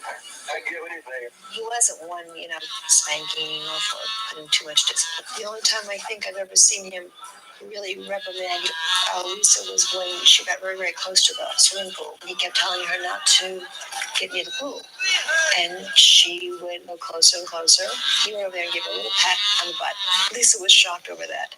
I think he was too, but it just scared him, that's all. Okay, right, next comment. I love watching my old clips. I just love them. Let's see this one. So this one says, there are lots of fake attorneys in the comments. The next one says, if she did it because she was afraid for her half brother would try and get her money from his mum. He is a severe drug addict. So obviously referring to Navarro. And let's play the video. Let's have a look. The legal showdown is shaping up after Elvis's widow raised suspicions in this 13-page filing obtained by ET. In it, Priscilla claims Lisa Marie's signature on a 2016 amendment to her trust could have been forged. She also says the paperwork was never delivered to her and misspelled her name. So wait, would Lisa Marie really want her own mother cut out of her trust and name daughter Riley as sole trustee? My mom was completely the opposite. She was really strict. Lisa Marie had lost 40 to 50 pounds in the weeks leading up to the Globes. The website claims the 54-year-old was on weight loss medication and had started taking opioids again. Lisa Marie was $16 million in debt at the time of her death. There's a new report claiming she had $35 million in life insurance before she passed away. And when it's no longer mine, it will be my children's. That's that. Interesting. So, okay, let's go to the next one. I just find it interesting looking at these old videos. So, Freddie Frog, you're very welcome to our channel. You're new. We love new people to join Team Elvis so we can defend Elvis together. And we have many people here from Australia. We have quite a few Australians join us all around the world. Americans, Canadians, the British. Let's all say hello to Fred, shall we? So, let's have a look. Is Lisa, are you new? That seems like a new name to me. So I wish I could come together as a group to sue ET tonight for the misrepresentation of calling her a widow. And this is part of this is why we defend Elvis, because all of the world think that she was either his widow or that they were still married when he died. It's just crazy. You speak to the average person in the street and they have no idea that, in my opinion, she was the cause of the breakup of the marriage. They have no idea that she was unfaithful They have no idea that she put him through a horrific divorce that forced him to sell his recording rights. People just don't know, guys. This is why we're here defending Elvis Presley. Let's just quickly read some of your comments. Right,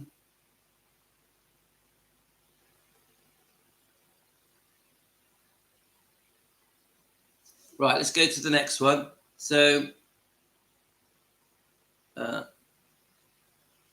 let's have a look. Lisa wants, oh no, we've already done this one. Let's have a look. I want to do a different one. He was always loved.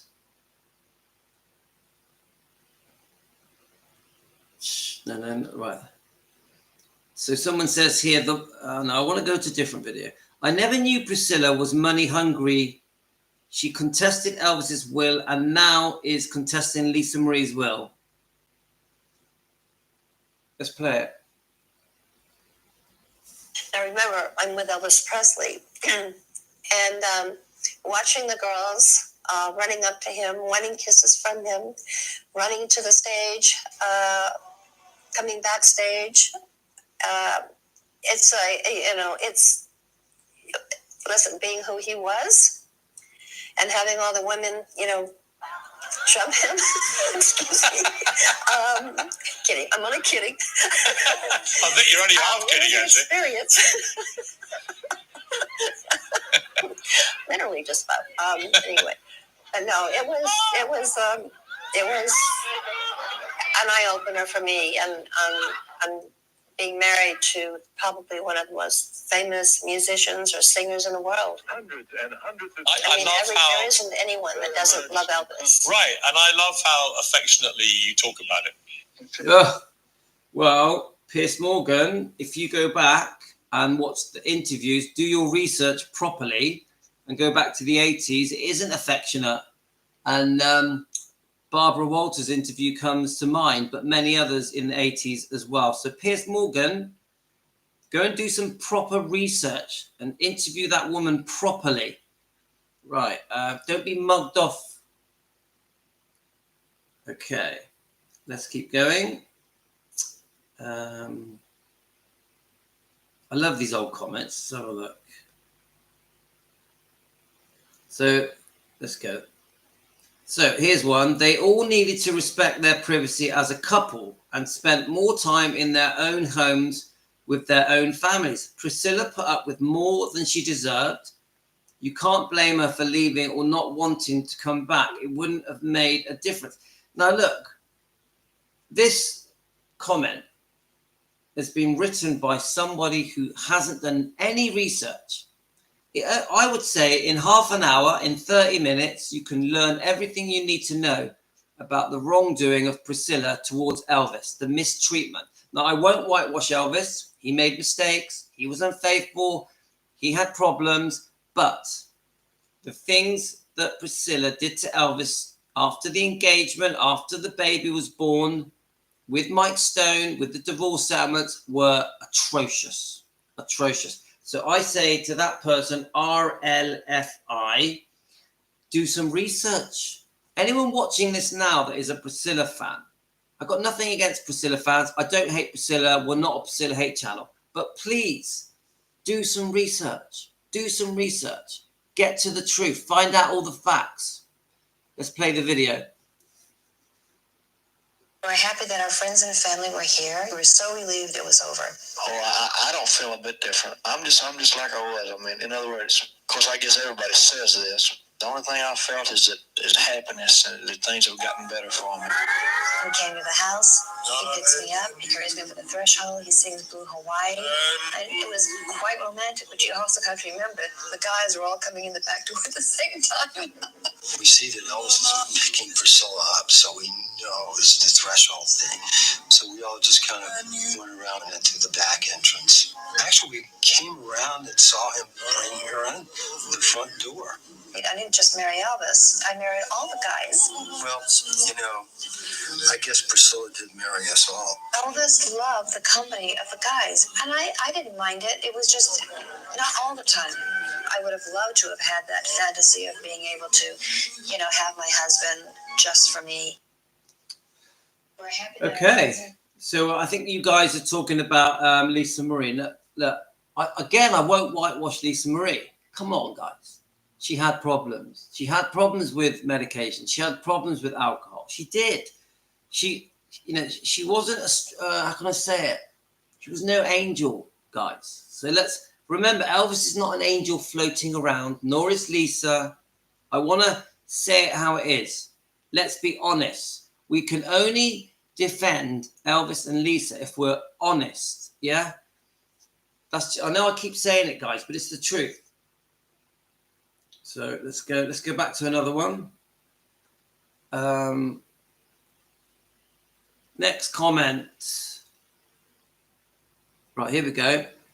Yes, Priscilla's hair and makeup was completely subtle before she started dating Elvis. While she was with Elvis was when she had the high beehive bouffant hairdo, hair makeup, and it was pretty.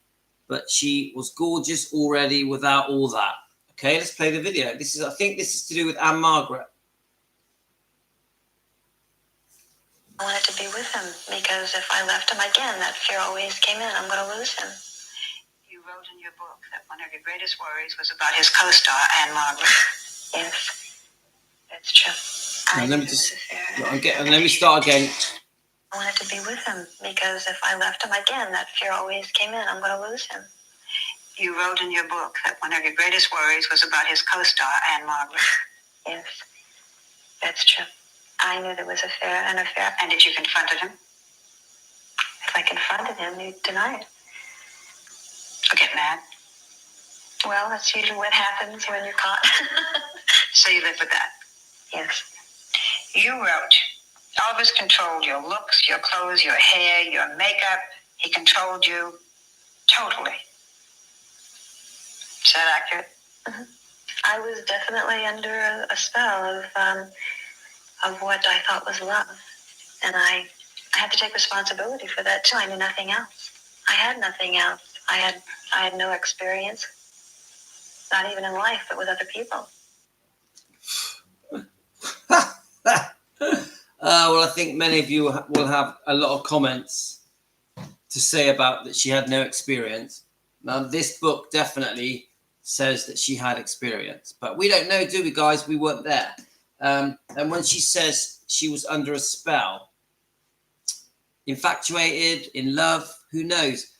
Now, she wouldn't answer a question like that now. If you interviewed Priscilla today, she wouldn't have answered the question in a way to belittle Elvis. She's changed how she does her interviews. Now, in the 80s, it was all about making Elvis look bad, making her look like the poor, innocent victim. So the story has changed, guys. I've noticed we've got a new person here called Protein. Hi, Protein.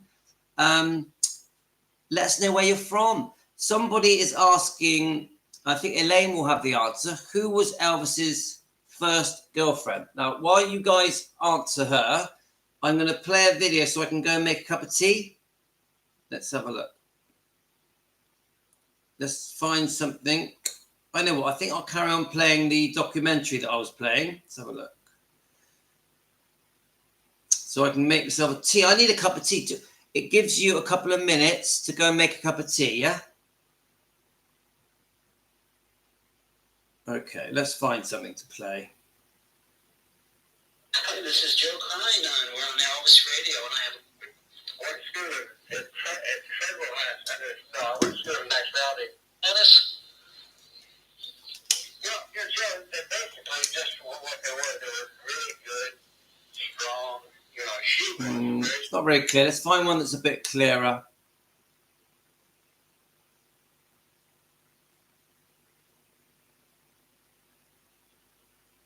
Welcome back, and please welcome Hollywood icon Dame Joan Collins. Right, let's listen to Joan Collins. Let's see if she met Elvis. I was hoping she was gonna say if she met Elvis. Did Joan Collins ever meet Elvis? Right, let's go back to these comments. Got me a cup of tea, guys. You got your cup of tea? We must have a cup of tea together. Very important. Louis in his kitchen with you guys having a chat. Right, let's go to the next one, shall we?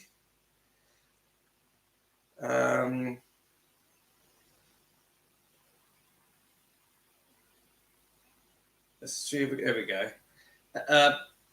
Priscilla Presley with Lisa Marie recall the day Elvis died. Oh, I don't want to play that. Let's keep going. Here we go. I don't think anybody could have made Elvis do anything that he didn't want it to do. So this is called Priscilla Presley. My parents forced Elvis Presley to marry me. Priscilla Presley. My parents forced Elvis Presley to marry me. Let's see what it said, guys. Dad, there's a rumor that you forced Elvis, that you called Elvis and you forced him, or basically put him on the line. Yeah, I forced Elvis. I can imagine that myself. There's no way. Well, there is a rumor out there that Colonel Bowyer called and told Elvis, gave him an ultimatum: you either marry my daughter or that's it. Yeah, no, there is that rumor. I just want to make sure. I know about the rumor, but or what? What was I going to do? I was going to call the Marines. Well, he always reassured us that everything was on the up and up and all that. And he always seemed very sincere. He showed us the ring that he was going to give to you.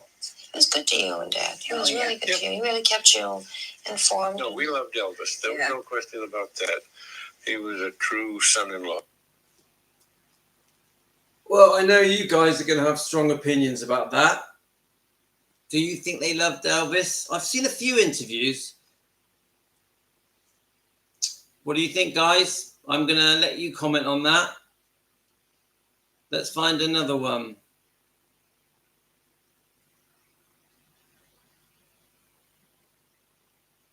I want to try and play different ones. Right, so Priscilla talks about that they had a secret relationship with Elvis. Yeah, let's listen to this.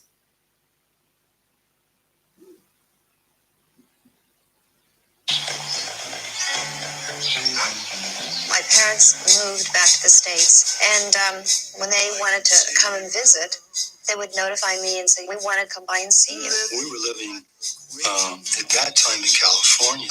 Sandy and I were living in the same house with Priscilla and Elvis. Well, obviously I was staying with Elvis. Yes. And I told Charlie, I said, Charlie, my parents are coming to see me, and I need your room. So that when my parents came, I'd say, and this is my room. And they'd look around and they'd go, oh, it's really nice. Where does Elvis stay? I go, oh, he's way back in the other room. And I'd look over and I'd say, this is Sandy's room. So it looked like it wasn't just me, the only girl staying at the house. Sometimes I wonder what my parents were, how naive they were, but they still wanted to believe that this was the way it was. Interesting. So I made these a long time ago, guys. I'm sort of refreshing myself on the different things that I was trying to say. Right, here we go, guys. Why I fell in love with Elvis. Yeah. Let's hear it. Why I fell in love with Elvis from Priscilla Presley.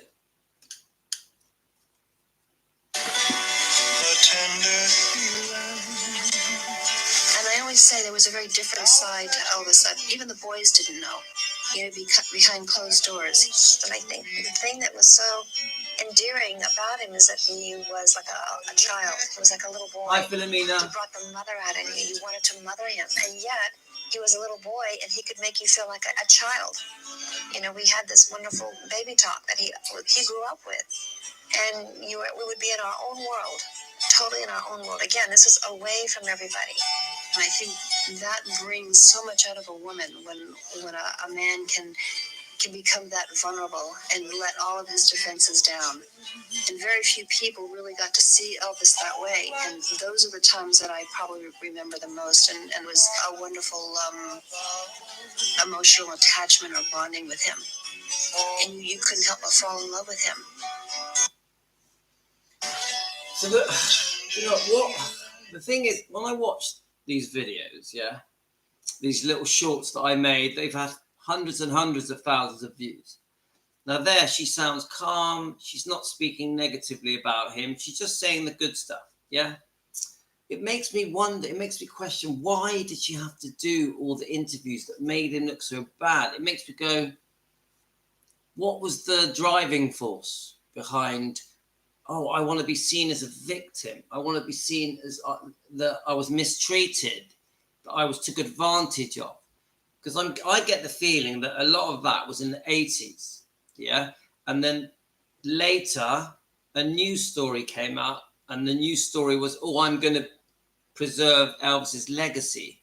My main income, my main life is going to be Elvis and promoting Elvis and going around the world promoting different events, books, biographies, documentaries, movies. There was a time, I think there was a time when the new job was, right, Elvis is my new job. I think before that, obviously we've got the career, the movie career, you know, Dallas, Naked Gun, and there's some earlier TV episode called Those Amazing Animals. There was obviously promoting fragrances, I think a children's line of clothing. We've got the Biss and Bo boutique, yeah, with her partner, her friend. And I just think there was a change. There was like Priscilla trying to do her own thing. This is after the divorce, probably even after Mike Stone. Priscilla trying to do her own thing. And that lasted a while. But then there was this new Priscilla. Oh, I'm now going to be Elvis's wife, Elvis's widow, Elvis's spokesperson. And I think when Priscilla took on the role of spokesperson on behalf of Elvis, even though they had a horrible divorce, she's a massive reason why they broke up, because of her unfaithfulness. Even though all the horrible stuff happened with Priscilla, the way that she had humiliated and embarrassed Elvis with Mike Stone, the karate instructor, she took on this new mantle, almost like a new crown. My new crown is I preserve Elvis's legacy, his reputation, his image. But she actually did a lot of harm. She did a lot of harm. So what I'm really trying to say is she changed her job. She changed her job. Right, we're going to play a couple more, then we're going to go, guys. So here's a little one of Lisa Marie. I think they're saying that she's very much like her father, Elvis.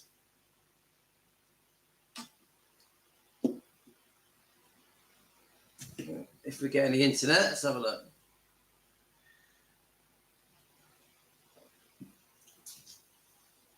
Let's just try that again.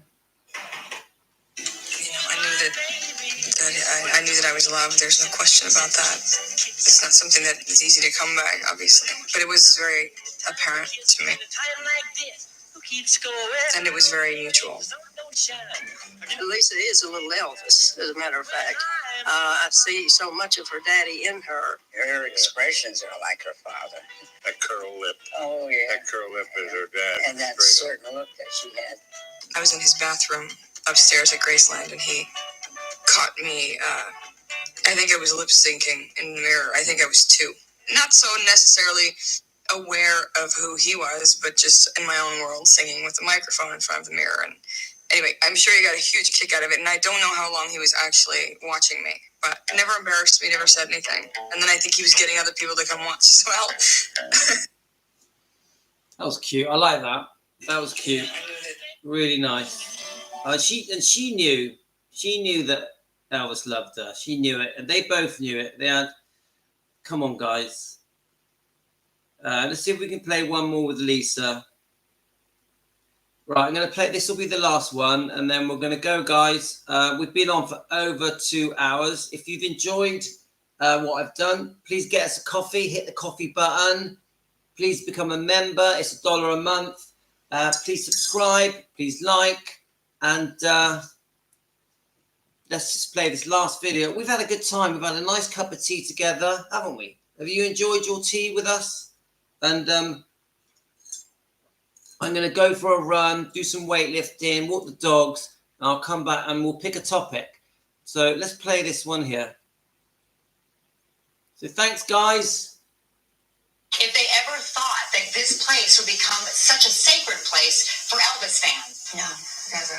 I mean, when we opened it in '82, we had no idea that we'd have maybe some visitors, but not to this extent. I mean, I was told that Elvis passed and that, he'll be forgotten in the next couple of years and life goes on. I'm always really happy when I'm here. It always reminds me of when I was the happiest, I think, in my life. So, and it, you know, it always just brings me right there when I come back. And Priscilla, in an interview, I believe you said when you were talking about Graceland coming here that you feel like Elvis is going to come down the stairs any minute. So do you feel his presence here throughout still? Absolutely. I've always said that. You feel that this is so much a part of him, this home. He loved this home. He always came back here no matter what. But his presence is just all around, going into each room. He's sitting here, you know, sitting and talking or playing the piano. If they ever thought that this place would become Interesting, isn't it, guys? Imagine being in that world. Imagine being part of that world. So, anyway, I've enjoyed it. Do you know what? 2 hours has gone like that. I know some of you joined us quite late. Pat joined us late. Did she? Pat, how many of you have been here for the whole 2 hours? Probably not many of you. But I really appreciate that you come into my kitchen, in my humble home.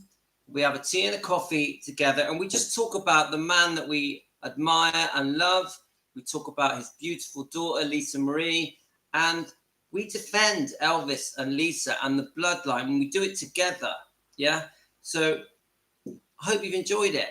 If you buy me a coffee, I really appreciate you just hit the buy me a coffee button. It means a lot to me because it shows me you like what I'm doing. It shows me that what I do matters to you and that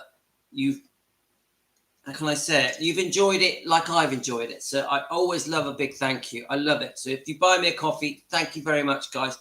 Have a great day, and I will be back. I hope you've enjoyed our morning together. Take care. All the best to you. Love you all. Appreciate all of you.